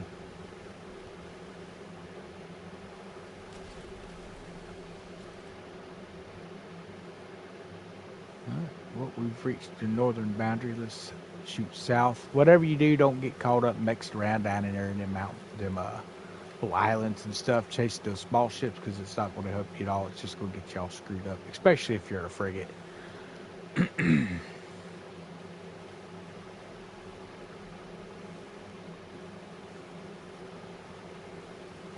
is that? Oh, it's Vikram, isn't it?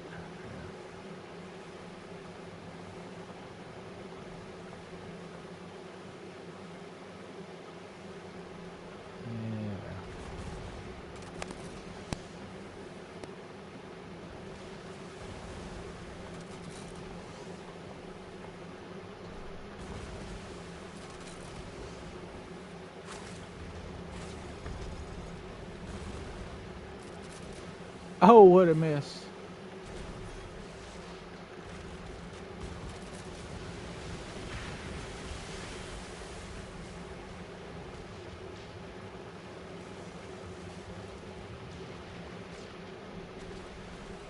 All right, continuing to head south. Like I say, you won't play around between the northern quadrant where it turns into, you'll see the line where we just were, and Hunter hunted. But that seems to be the big stretch where they'll spawn. But sometimes, man, you'll come out here and you'll have to go travel back and forth, and you'll get like where you'll end up with like 9 of them spawning at one time. So it works out pretty good for you sometimes.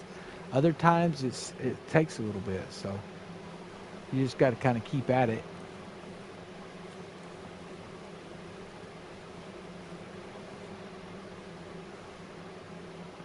Yeah, it definitely seems like there's less respawns with each update, but like I say, a lot of it I think is because the new ship's coming in, so they're going to cut back on a lot of these materials and maybe probably put it in something else. I'm not going to be surprised to see a season 3 with a bunch of different style of plague ships and plague weapons, another plague fleet coming back in, because a lot of the armors and stuff and even furniture is going to be getting a kind of an update. So I imagine that's going to be similar to what our Sloop of War is going to look like, that generalist there, if I had to guess, because it's going to be a medium ship. My understanding, I think it's going to have a 3-mast, though, be the traditional situation. So we'll just have to keep an eye out what the one with the smoker trailing on it is.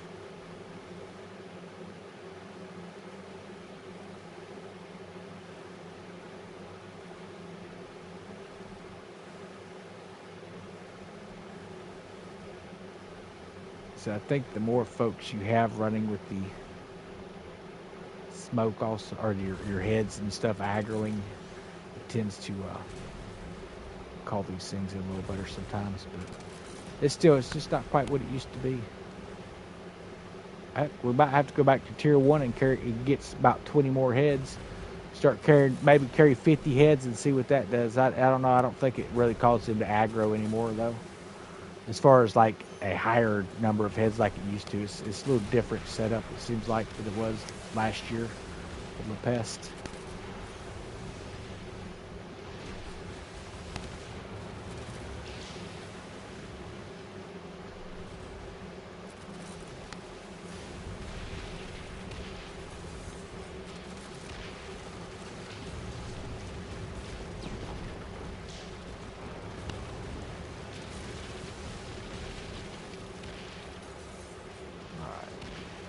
That should have earned us a ship. There we go. Oh, no, that is it's a smoker. Oh, it's in a sandbuck. Look at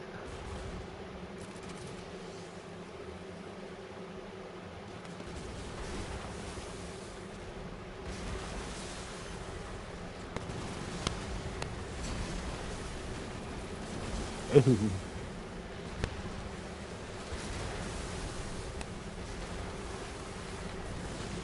Fire. We both going down.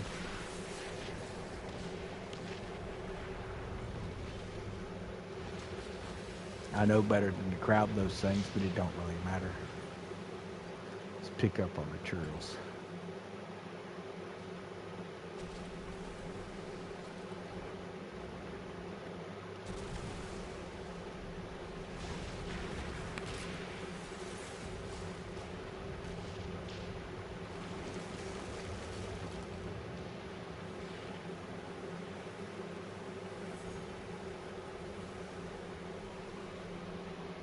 Okay, it's another smoker. Sweet. Well, I think we finally got us our aggro in here. We finally got them up to tier 4.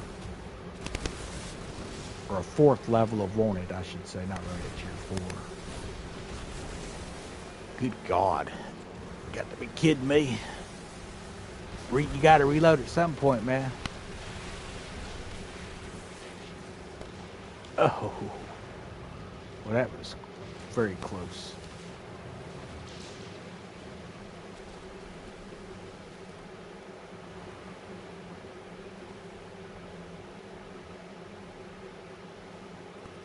Now, let's see if we can get another one to pop in on us while I dump this out of our cargo here.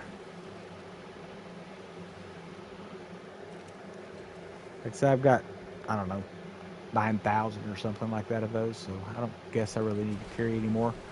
It would be cool if we could actually convert that into dust later. I had not heard that we can, but it would be awesome if we could have some kind of use, like take it to a refinery, and for every 10 you get one, at least it would hold some sort of use. I don't know that it has any use as of right now. We're going to point this thing back up north. There's Hunter hunted right there.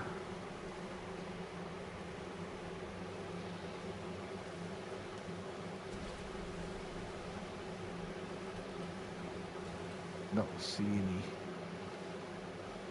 smoke clouds here, so we're going to go north.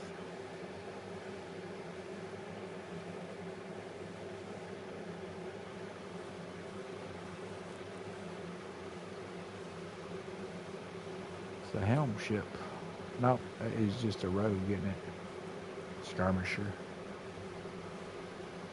Nothing worth looting.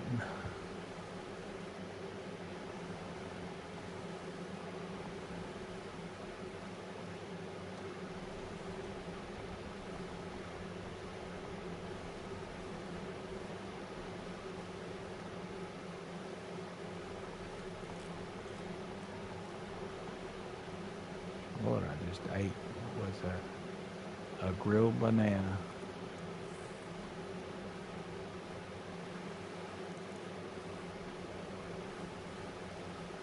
Another fleet. We want to be losing our freaking wanted level here. This keeps up.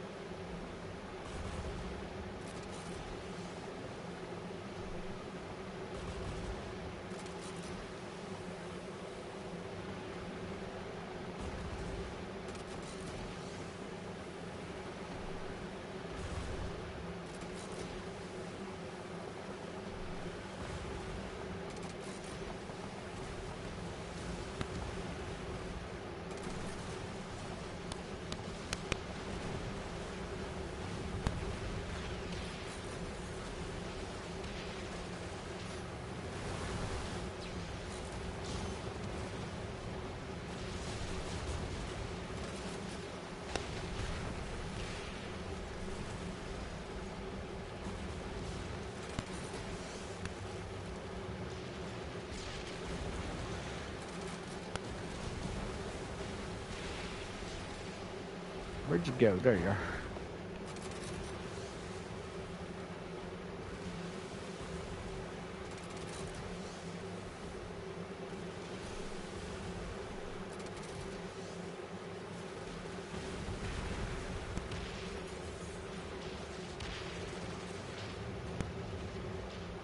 Let's go in there, Fenor.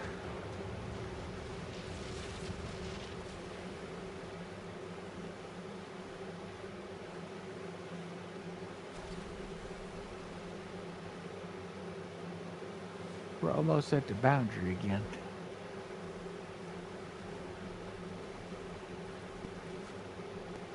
Alright, we'll make our pass back down, then we're going to go hit the fort some more, maybe.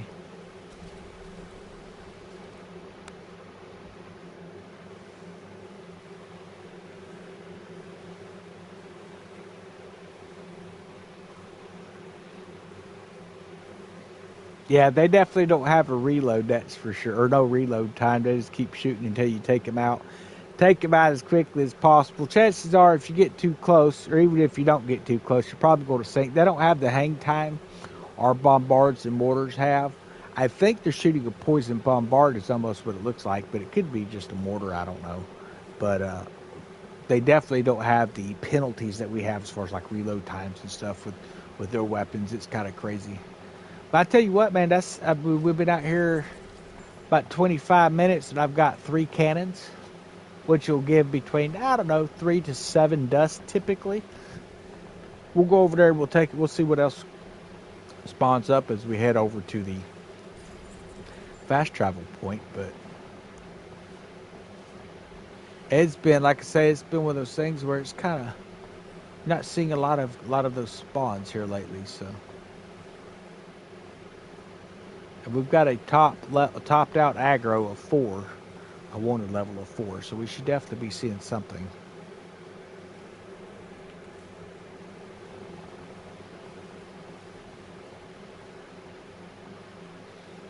Which makes me think we're going to probably need quite a bit of dust come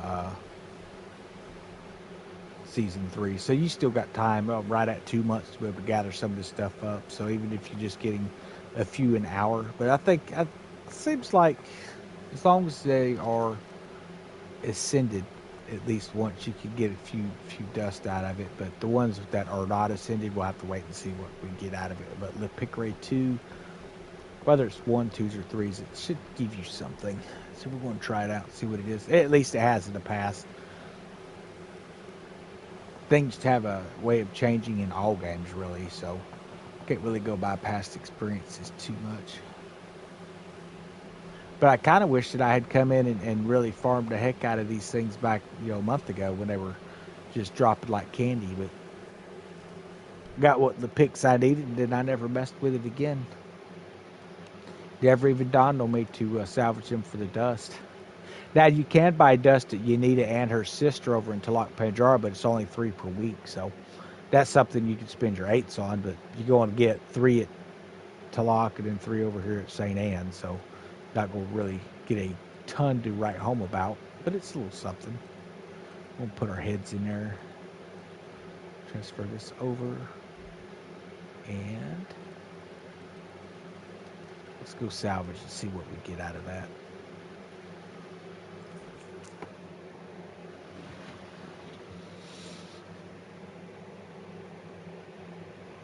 But I remember we used to be in like groups, and we would come across, and we would be running like a honor list event, and then we'd get jumped by those plague ships, and they'd chase you all the way back into a fast travel area, and you could just sink the crap out of them when you was out there, man.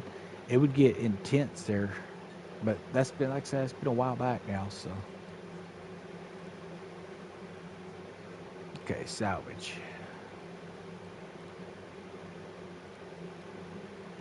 So let's see what we get for this one. 2 dust.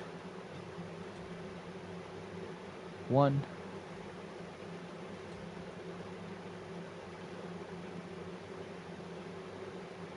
Then not out of that one. Okay. Well, we got 3 dust out of 3 cannons, so like I said, you're gonna have to grind at it a while, but definitely make sure that you're switching back and forth on your grind. You don't want to get burned out on the grind. So I'm gonna switch to, let's see what I want to do here. I think I'm just gonna switch into my fort ship. This is really just kind of an all-around ship, but I use it for a lot of forts. Don't need torpedoes. Move that stuff over.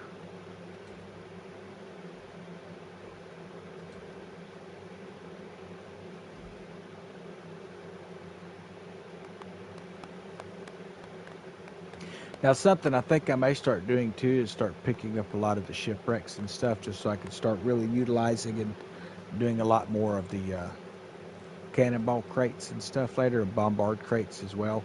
I mean, I'd come in and pick these up for 50 silver or whatever, per box. But I don't know, I'm kind of getting to a point where I've got enough stockpiled, and instead of spending silver, just keep that stuff stocked up in the warehouse, and I can just build the crates myself and save silver again on that.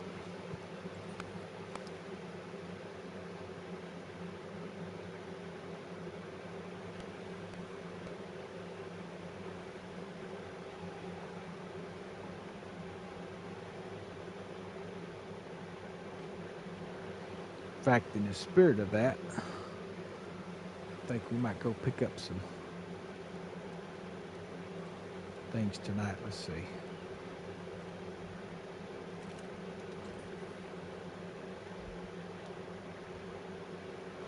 It's been so long since I've been up here and grabbed this stuff at Kamoy. I'm not going to bother with that. Let's go ahead and get back on our grind for a fort.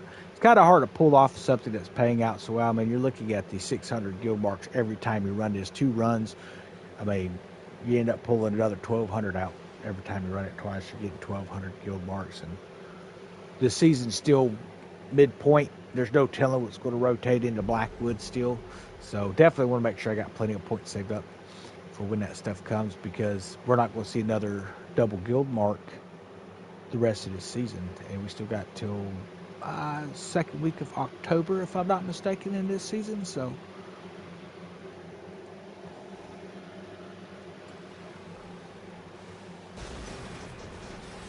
but they are going to be kicking off the Halloween event again. When Halloween gets closer, we're looking at being able to get those heliports.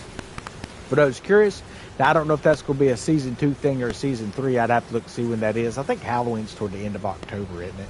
I don't know, man. It's been freaking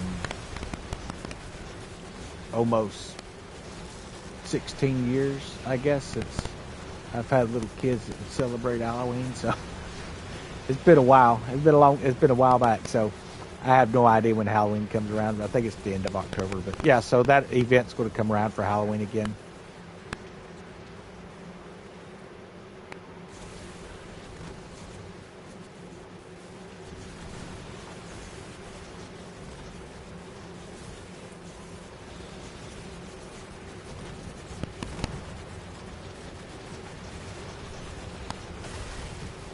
Like everyone in this one's focusing on the cannons.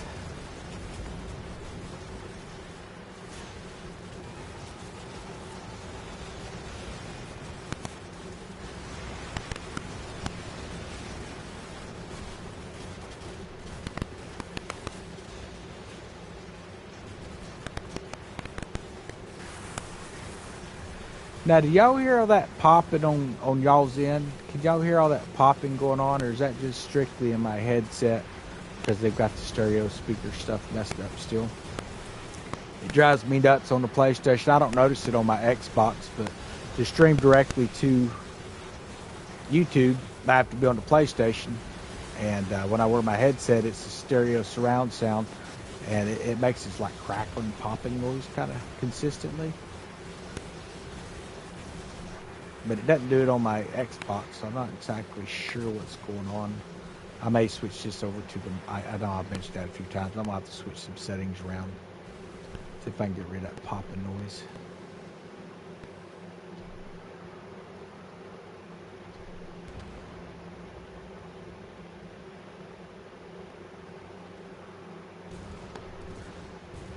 You can hear it on your end too? Okay. Yes, that's kind of frustrating.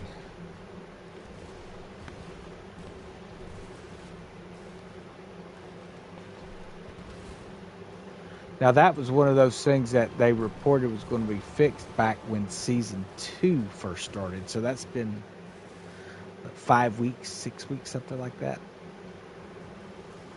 Actually, I think it was even midpoint of Season 1, if I'm not mistaken. So hopefully soon. They're aware of it, obviously, because they mentioned it. They put out a pretty big list of some issues that they're aware of. Supposed to be getting addressed in a future patch, so hopefully that's going to be something that they'll work on.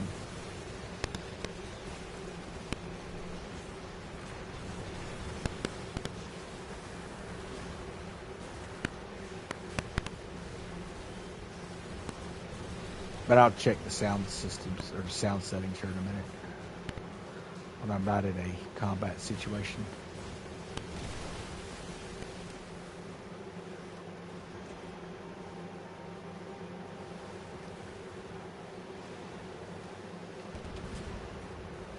Turn around and catch that weak spot.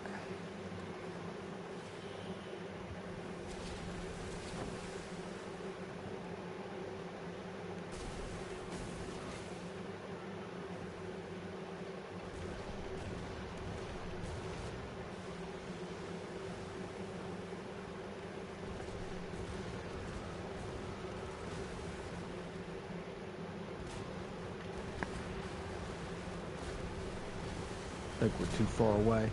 But I just can't quite get the list over to its left to raise those cannons up, man. Let's make back around and go into the wind. That ought to help.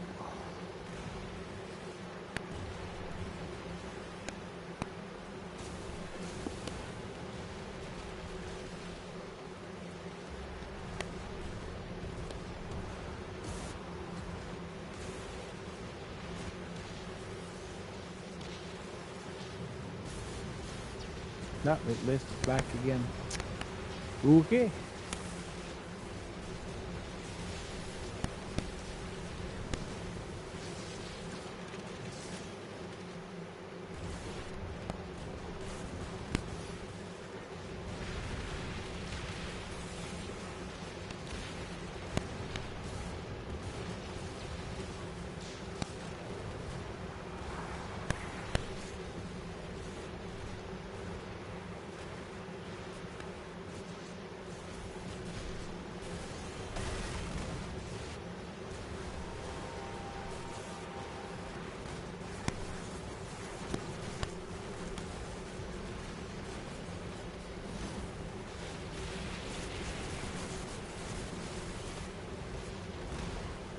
Congestion, man.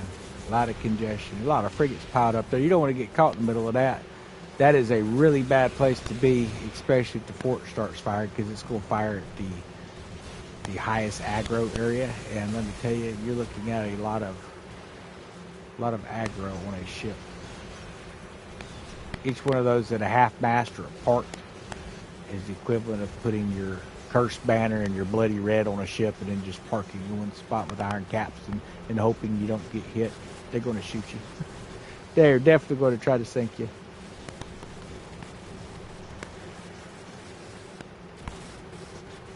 Oh, I need to pick up that stuff from Acme earlier.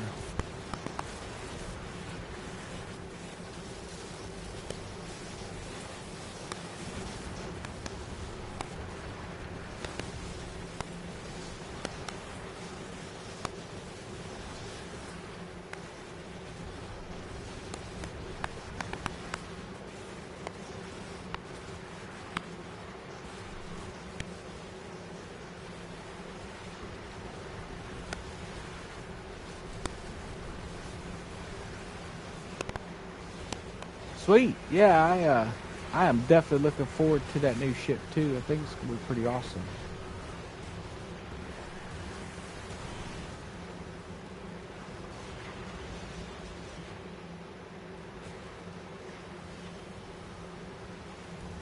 That would be cool. You know, it's one of those things where some of the captains and things like Blackbeard and all, you know, there's so many copyrights out there. I don't know what they can do. Someone had posted about maybe having like some Pirates of the Caribbean type motifs and things for the ships. I think that would be kind of cool too, but I think Disney owns some of that stuff. I don't know about Blackbeard though. It seems like that's historical. Maybe they could. I don't know if he was historically in this area though. So, but hey, you know, historically, I don't think they had electric torpedoes, so I don't see why it would be an issue.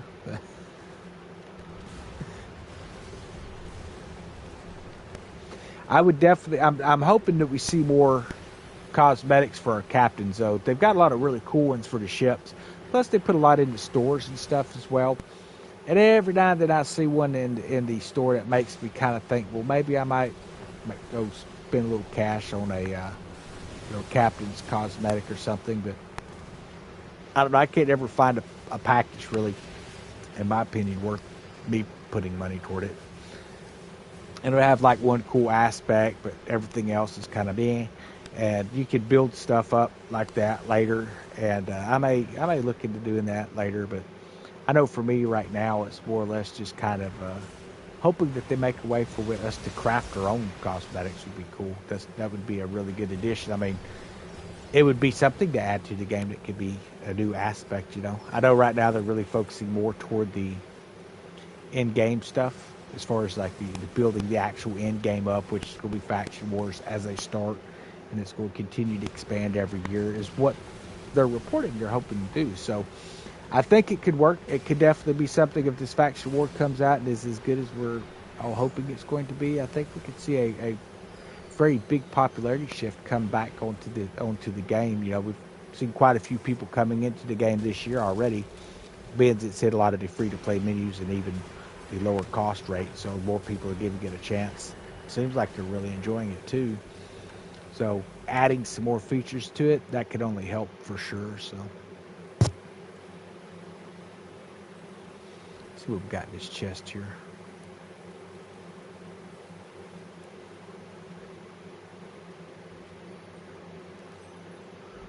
Deep iron, that'll work.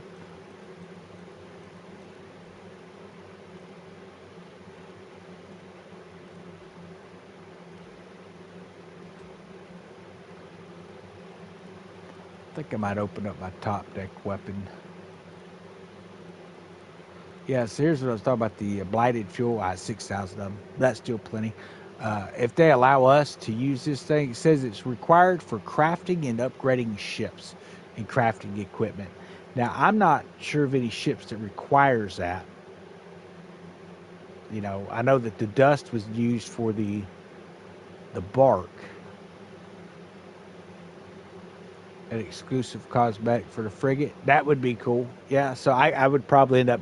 I don't use the brigantine. I think that's the only one that's got one, and I don't really use brigantine. But, you know, I've looked at cosmetics a few times, and I'm like, well, it's a cool-looking cosmetic, but it still would require me to use the brigantine. There's nothing wrong with it. It's just not my favorite ship, you know. But, let's see, it's front weapons, all deck. Here's top deck. Let's see if we can get some of those. I don't know that they're going to be... Nah, these are going to be torpedoes. I don't even see them on the list, but we're going to open it anyway.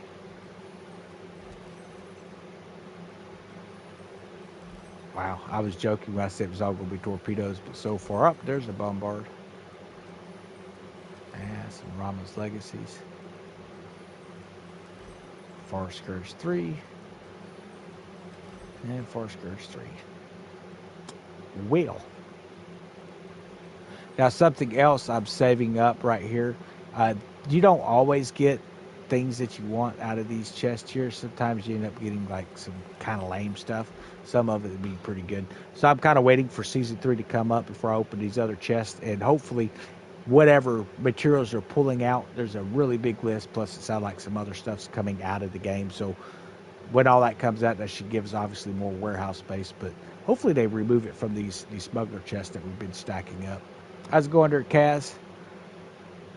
Yeah, so I was just kind of like, hadn't really decided if I was going to do one tonight or not, but I figured we'd try it. It was kind of late or early, depending on your point of view, and I'm usually up playing this time anyway, so I figured, hey, man, let's go ahead and start a stream and see what happens. I'm usually streaming at this time over on Twitch, but I figured I'd start trying to do a little more stream here on YouTube. But I'm glad you could catch the gaming show, man. Alright, let's 23 minutes. We'll load back in on that. Like I say, it's just a great way, especially with the weekend here. Pick them guild marks up. I know a lot of people looking for a quick way to get guild marks through the infamy system and stuff. If you have a friend, one that's in World Tier 2 and can access this fort, team up with them and they'll get you into this fort. They get you into World Tier 2 as well. But this fort here, there's so many people that's doing it. As long as you get some shots in and staying out of the line of fire, but keep shooting at the fort, you're doing something that's helping. It's going to get you some resources and different things that you're going to pick up. You're going to pick up guild points. You're going to pick up pieces of 8. You know, all the really good stuff that you're going to need in the game. But right now, this is really kind of the top grind. It used to be Mega Fort Houston in Tier 2.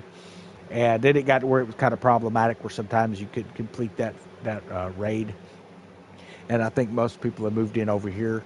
Now, on occasion, you can run into an issue with this map. It's kind of rare. At least it's rare for me, but I will show you what to do if you do. You're going to come into, not that screen, I apologize. Their UI is in the middle. When you come up into this screen, you would just quit to main menu, and at the main menu, you would switch it over into another tier, like Tier 1, load into it, and then load back into Tier 2, and that would get you out of a broken fort. Now, there's no other way out of a broken fort other than waiting for the convoy to come in, and it's either going to sink you or you're going to sink it. It's going to sink you because it keeps respawning. And they have some like heavy ships. It seemed like they were level 30 ships the last time I was in one of the issues and stuck around to see what happened. So you're definitely going to want to make sure that you're not sticking around to face a level 30 ship, unless you got some people you just will see if you can take it out, which I've not done. So that could be something that, maybe it pays out something pretty nice. I don't know.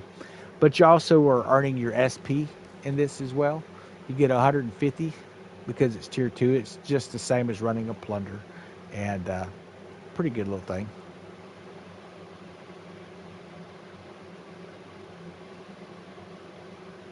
Yeah, so any special event thing like Moonshiners that went by or the honor list that went by, if you had currency left over and didn't spend it, there's nothing to spend it on, and it probably isn't even showing up right now. Um, Now, when that event comes back around, like we're actually going to get the Halloween event, if you had some last year left over from the, whatever the heck that thing was called. Let's go to the Codex and I can find out for you real quick. It was called that's not the Codex, is it? Let's see.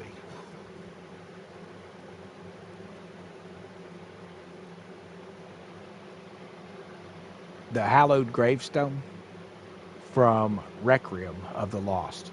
So when that one comes back in, Requiem of the Lost, which it sounds like it's coming back in for the Halloween event this year, so you'll be able to run that and get your heliports and stuff. If you had points unspent, I imagine you'll see them come back, just like how we had that interruption within the honor list for about 2 weeks, and then it came back at the end of the season, and it gave you your currency back to be used. You'll probably be able to do that, but Moonshine, like I said, probably won't be able to spend out on anything until a Moonshiner event comes back through. Now, as to when that's going to be, I will not speculate. We didn't have a Moonshine event last year, so maybe it'll repeat this year. I'm not really sure. I know Ubisoft seems to be repeating some of the events here in the calendar, but I also didn't see the Honorless event coming back through. So, nor do I see the Moonshine event coming back through at this time of the season. It's going to be Dark Tide Lullaby from the looks of it, all the way up till right at the middle of October, at which point we're going to see that Season 3 start. And after that, we should be seeing that new Requiem of the Lost pop in, where we can actually get those heliports, guys. So I know I'm excited. I missed that event last year, so I'm definitely excited to be able to get that stuff. For those who keep asking about the heliport, this seems to be one of the most commonly asked questions: is when are they coming back? It'll be Halloween time when we see that, when they come up with that. So, yep, no problem.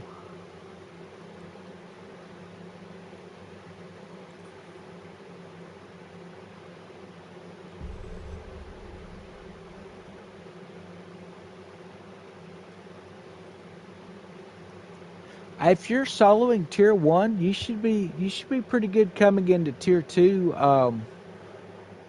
The main thing is getting that ship up to level 15, and once you get that, you're usually pretty good. Now, obviously, certain ships are better for certain situations. I really enjoy that frigate using torpedoes for certain types of fleets, but other types of fleets I use Coverns, Basilisk 3s. I even play around with the what's it called, the Fire Covern 3s. They're pretty nice. Now, I won't say that they hit any harder than a Basilisk 3. They do a good job of spreading the ablaze effect, though. I meant to check their sound settings here. Get this stuff turned off the stereo. We'll come back to it. Let's get us a shot in on the way here.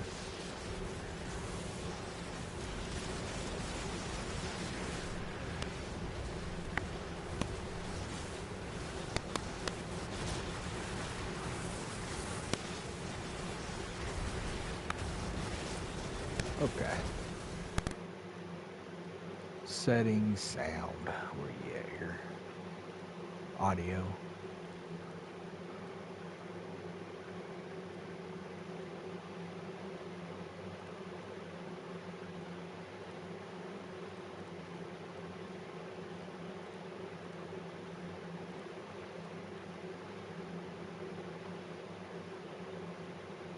Outgoing text to speech. That's interesting. I'm not seeing a way to turn off the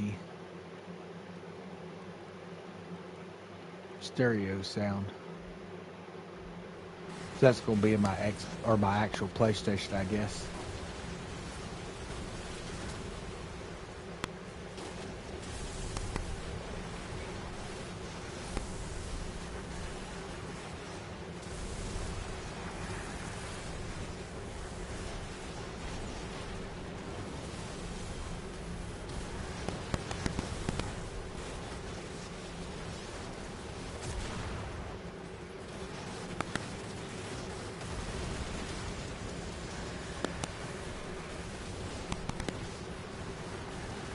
We got some shots on them. Let's focus on our fort here for a minute.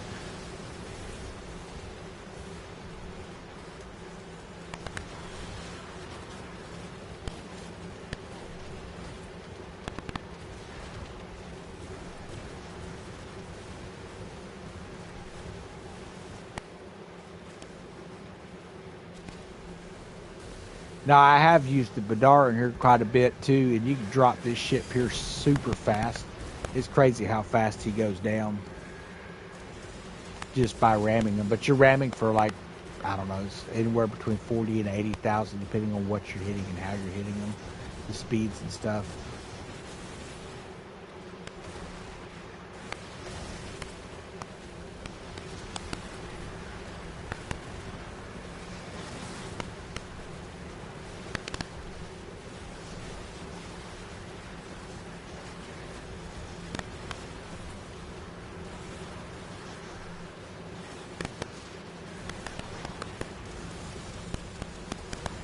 I think we're bumping into people here. We are.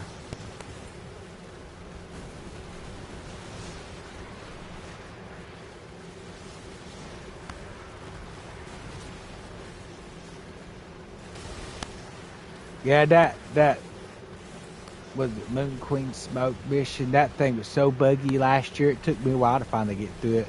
The only thing I know to tell you with that one, man, I'd posted the video up last year. You should be able to find it in the folder for Skull and Bones videos. But it's just keep at it. Eventually, you're going to be able to pass through it. Make sure that you don't leave the zone at all during that. If it pushes you out of the zone for just even a half a second, for whatever reason, it never reads that you come back into the zone, and it'll fail every time. So that was one of the issues that I had last year. But hopefully they can get that kind of fixed for you.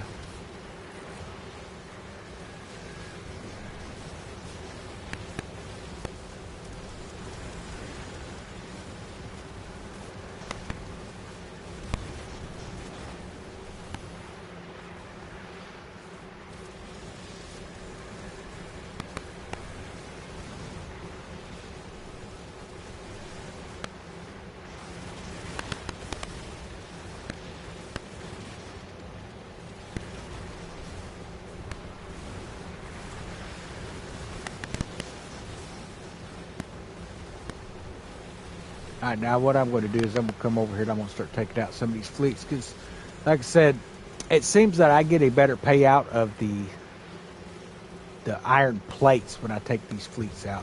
The more ships I take down. Okay, so I tagged someone in that video here the other day, or sent up the link. I can't remember who it was. Like I say, I do read everyone's posts and try to get back to people if I can, but sometimes I miss a few. And sometimes posts will actually get hung up into I don't know, something with the chat settings and stuff. I don't know, it's weird. I don't know why it'll hang up sometimes. It's not that anybody's saying anything out of the way. It's just kind of weird that the way they do it. And it takes me a little bit of time to remember to go check that folder.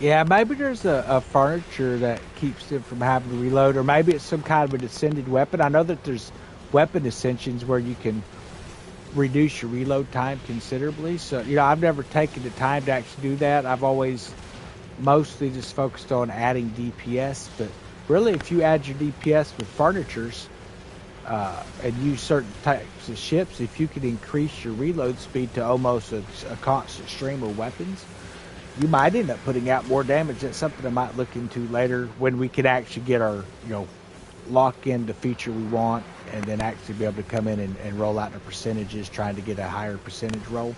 I may go that route, but I just don't see the reload perk. I think it's a green one. I don't see it pop up enough, the quick reload perk come up enough for me to go and spend the silver trying to chase one down right now.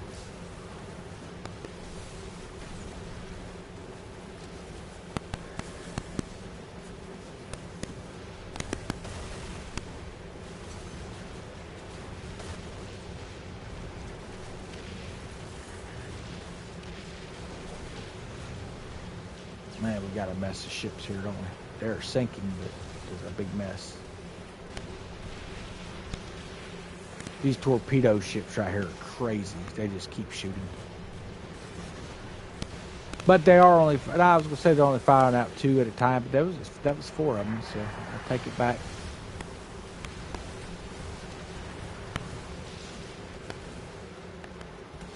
Two off the front, I'm guessing, is what we were seeing.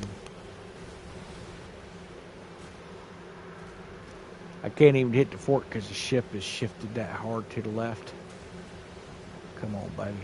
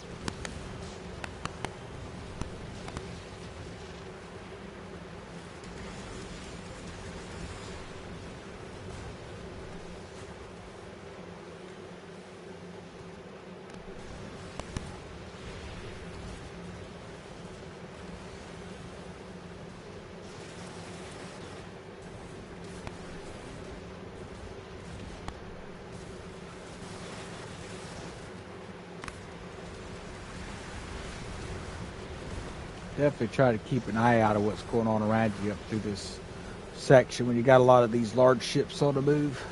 Because if you get hung up on one of them, that fort aims at you, you're done.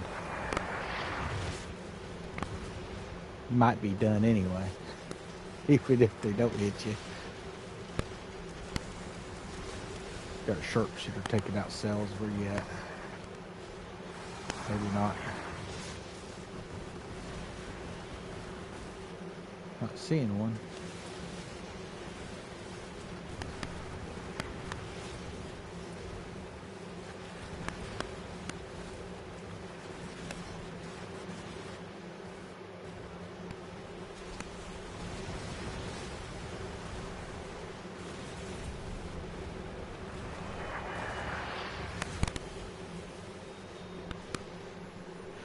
Yeah, the Ramrod workshop, it definitely helps for sure. Or the Ramrod furniture workshop. The Ramrod furniture actually works. Helps with quite a bit, but still, you're not going to see the kind of reload times you see with some of these computer ships. They're just insanely fast. But I don't know. Like I say, it could be the Ascensions or something. Maybe they're using some kind of Ascension on it. I don't know that the Ascension would allow it to reload that quick, but there was I don't remember who it was now. I'd heard someone talking about they'd put a bunch of the reload times on all the weapons and stuff, and they shot like essentially just firing just constantly, which is cool. But if you're not putting out a lot of damage to begin with, the thing that really helps with like the culverins is adding damage types and increasing those values in the Ascension system. So if you're not really getting anything added to it, you're just increasing the reload time. I mean, it would have to be a pretty considerable reload time for me to justify not adding damage types or any amplifieds on there. But definitely something to play around with.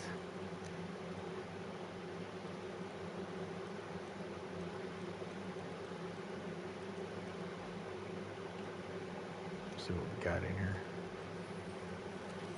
There's some iron plate.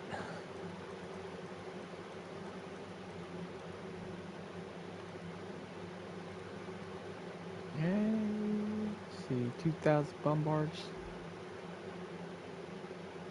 Seems like I just bought some over at the store. We'll want to grab them out of a warehouse here. I don't know how many you need, but definitely going to make sure I got plenty on me. I don't want to run out. I've actually ran out of ammo working on the fort because I go, well, no, I've got plenty, and then you end up running out like, oh, that's not good.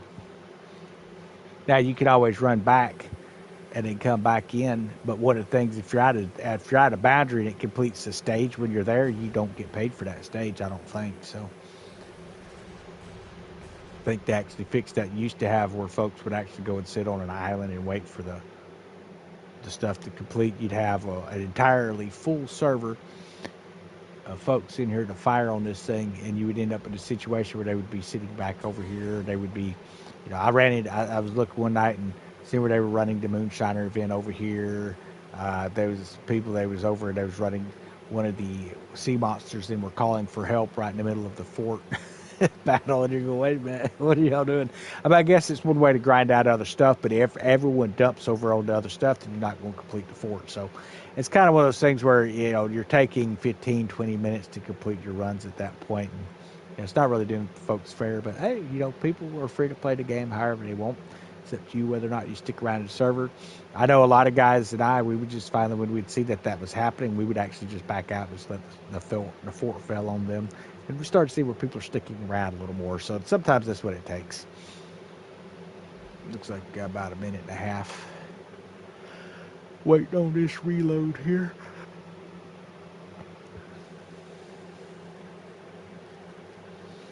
Come on.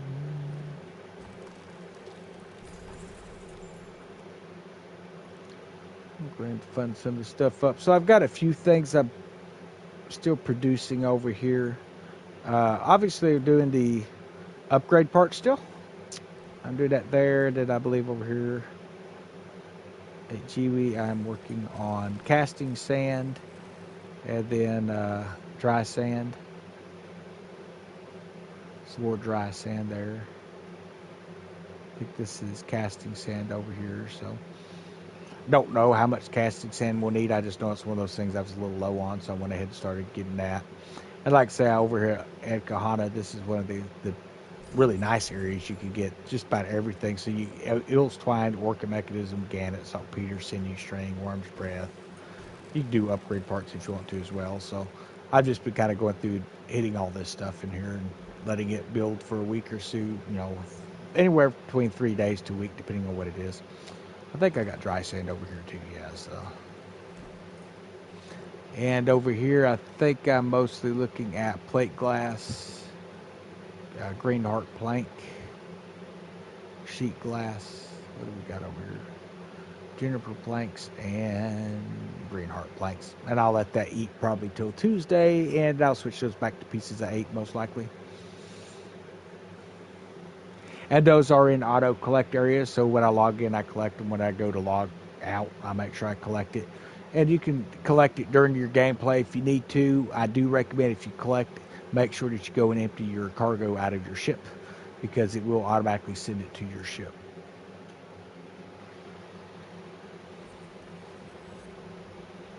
Looks like they're calling for rain today. That's going to be fun. But it keeps it from getting too hot, so I'm not going to complain. Okay, so I am going to collect these real quick, and I'll show you what I'm talking about.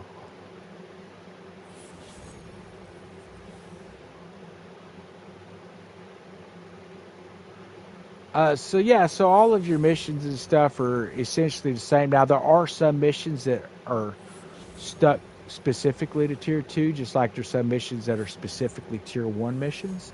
But for the most part, you're going to find the same types of things happening and the same mission types happening that you replay.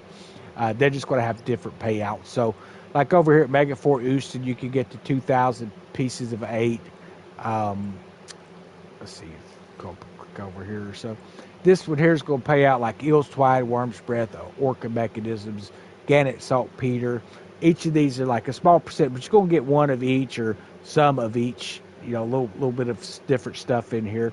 Over in World Tier 1, though, you actually get helm materials, which would be juniper berries, poppy, stuff like that. So I do it in World Tier 1 when it's running because I want to get those materials there. You can't actually build these on this fort, but you can farm them out of it here in Tier 2 if you wanted to. Or, like I said, you can take and just build them up over here. And it builds the same materials on a fort, whether you're in Tier 1 or Tier 2. It builds the same amount. Most of these things are going to pay the same amount. Now, where it changes is if you have like a hostile takeover or a manufactory buyout, you'll see that these 8s pay higher here in Tier 2 than they do in Tier 1. And you might get different types of materials, but Gilded Raider Cash, you're going to get 2 of those each time. The Pieces of 8 changes a little bit on it, and then what's inside some of the boxes do. But like if you're running La Peste, you're going to get 2 La Peste box. Now, you may have a greater chance to drop something nice out of a La Peste box in Tier 2 than you do in Tier 1. But, you know, that's totally up to you. You can typically grind out more boxes in Tier 1, so it doesn't matter if it's a lower drop rate. You have more boxes to open up, so you might end up getting more stuff. So that's what I've come across. Depending on what you're grinding, if you're looking for things that are Tier 2 specific, like the Masterwork kits can only be found Mega Fort Houston or the Wolven Fort. Now, I've heard rumored that they may be down here. Let me check Grand Fort. Grand Fort has Masterwork kits now, too. So you can get those at those locations, but there's nowhere in Tier 1 that you're going to pick those up that I'm aware of. So you're going to have to go to Tier 2 for some of that stuff. And that's going to allow you to take your ship up to level 7 on the upgrade. It's going to allow you to get that final completion of an ascension on your weapons as well. And a lot of times those are where your better, you know, perks and things are going to be found. No, helm factories are going to be the same. The only thing that's different on it is what they pay out if you're running a takeover or something like that. They're all going to have the same payout as far as like how many pieces of 8 they pay per hour. So like this one here is 12.3 an hour. Whether I'm in Tier 1 or Tier 2, it's going to pay the same. Doesn't matter where you're at because it's kind of a status effect that doesn't matter if you're even online at that point. So main thing is make sure that you fund them up and keep them empty. That way that if you let the warehouse fill up, that's why I'm always checking these things. If you let it fill up, it actually will stop production. So you want to make sure that you send ships out to pick that stuff up. If you don't have any extra ships to send out, then you're going to have to go pick it up manually. Unless you have like entire territories like this one here, which would be an auto-collect territory. These 2 up here auto-collect, so you can just snag them without having to send ships. Same with this one and this territory here. Everything else you're either going to have to pick up manually or send a ship to it. And you can set a ship on it where it automatically just continues to pick up there once it reaches the amount of material that ship will pick up at. So like if you look at this one here, this is a level 15 ship. It'll pick up at 610. So when I look to the right, I want to make sure I have at least 610 material in there and send it out. Now, something to keep in mind is you'll notice that some areas like this here that are not auto-collect, I've set a ship on it and it's just sitting there. Every time this ship here hits 13, which is every time this ship here hits 12, which is delivery amount, the ship will pick it up once it reaches Tier 12. So it's got one more part here it'll pick up. It'll go snag them all. It'll never reach 12. So if it's the 30, like depending on what type of material this one here, at 30 it'll spawn out. You're looking about every 15 hours. You're going to need to be coming in here every 15 to 20 hours to pick up and empty that thing out, or just set a ship on it. Now, if you have some other factories like this one here, if we come in and let's say we set up to build wood tar, so it can hold 75 in that actual factory, and if we send a ship to pick that up, it would actually pick up 30 each time. So you wouldn't have to actually keep a ship there because you have a warehouse of 75. Then, of course, like wood and things like that, you can hold higher amounts as well. And I think the highest amount is going to be your Pieces of 8, which would be 1,500 across the board. So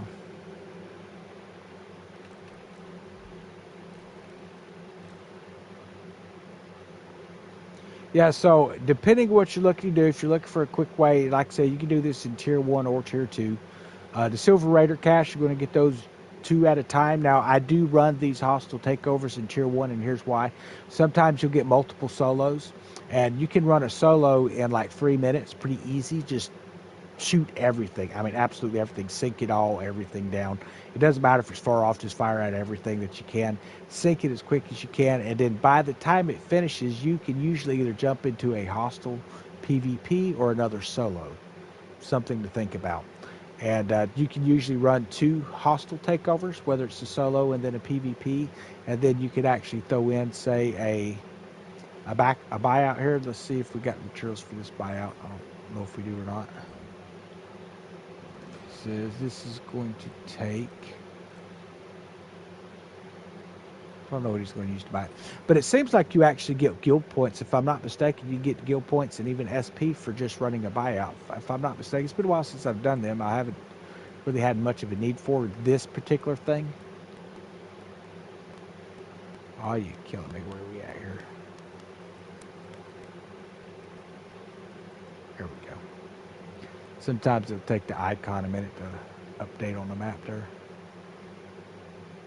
See what we get. But you'll get some pieces of 8 from buying out if you own the territory. If you don't own it, then you'll get the map for it. Okay, apparently gotta wait 2 minutes 58 seconds for him to actually pop up. If I'd have known that, I'd have continued on with what I was doing, but I'm committed now. So, but yeah, typically you get those 8s if you already own it. Benz, we own whatever territory we have all the territories, so we're going to be able to come up, get this. It's going to give us 1,080 pieces of 8, depending on what type materials it is he's using. I've removed a bunch of materials that are going away next season, so I may not, have what he's got here. I don't know. We'll just have to wait and see, or we may have what's required.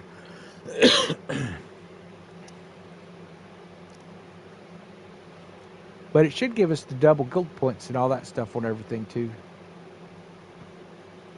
It's doing double guild on all of your other missions, by the way, like your takeovers and all that kind of stuff.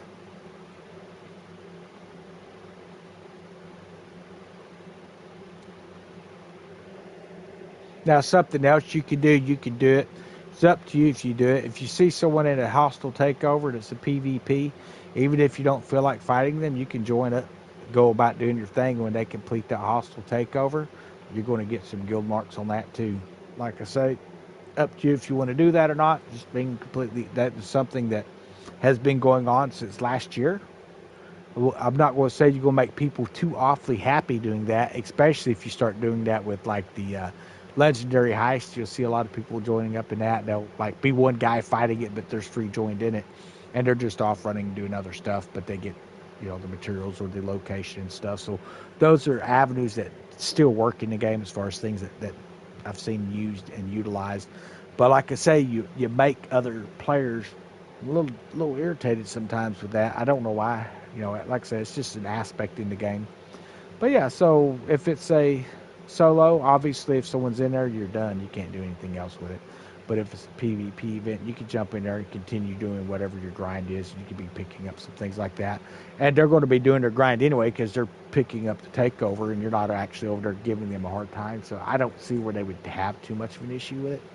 So that's one avenue you can do. Me personally, I like to wait and see if someone joins it and then jump over there for the PvP because I like to test out my ship builds and stuff like that. So that seems to be one of the common things that we're seeing more and more people doing, especially in the Discord group.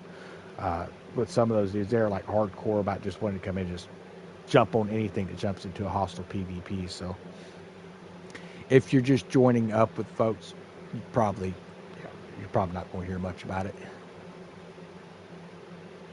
Okay, how much longer we got at this guy?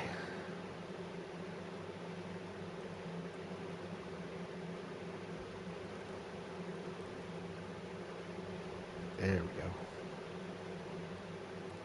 And he wants green heart plank. We got plenty of that, so.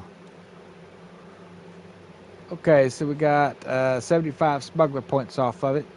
There was no guild marks, though, so no guild marks are being earned from that one, so that's something to keep in mind. So that's from buyouts.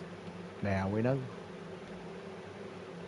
But like I say, if you're looking for helm materials, let's see if that pays out helm materials like the others do. Yeah, so there's two. Wow, that paid out pretty good. Right at 200 poppy, so it could potentially 181 of those. So that does pay out pretty decent here in tier 2. So like I say, something to do if you're looking for helm materials. Grab those buyouts. Come in, do your hostile takeovers and stuff. Again, you'll get the guild chest even if you don't win. You'll get some materials. Well, I take that back. I don't know if you get the guild chest or not. You do get points for trying. You'll get some SP for trying, but I don't know if you get the guild chest or not. That's something I think you actually have to take and win the hostile takeover to get. So.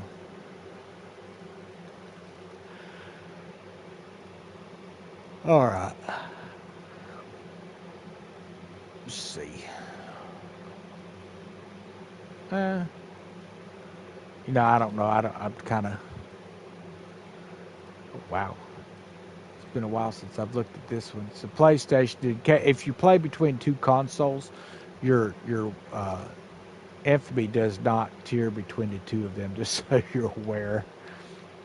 But yeah, so I think I'm going to end the stream here, guys. It's almost 6 o'clock in the morning. I got to take my pills, get my breakfast ready, and I don't know. I think I need to run up to the store to go pick some stuff up. So I'll catch you guys later. Have a wonderful day. I appreciate everyone stopping in and chatting with me, and have a great day. And if those in Discord, hope to catch you in Discord soon.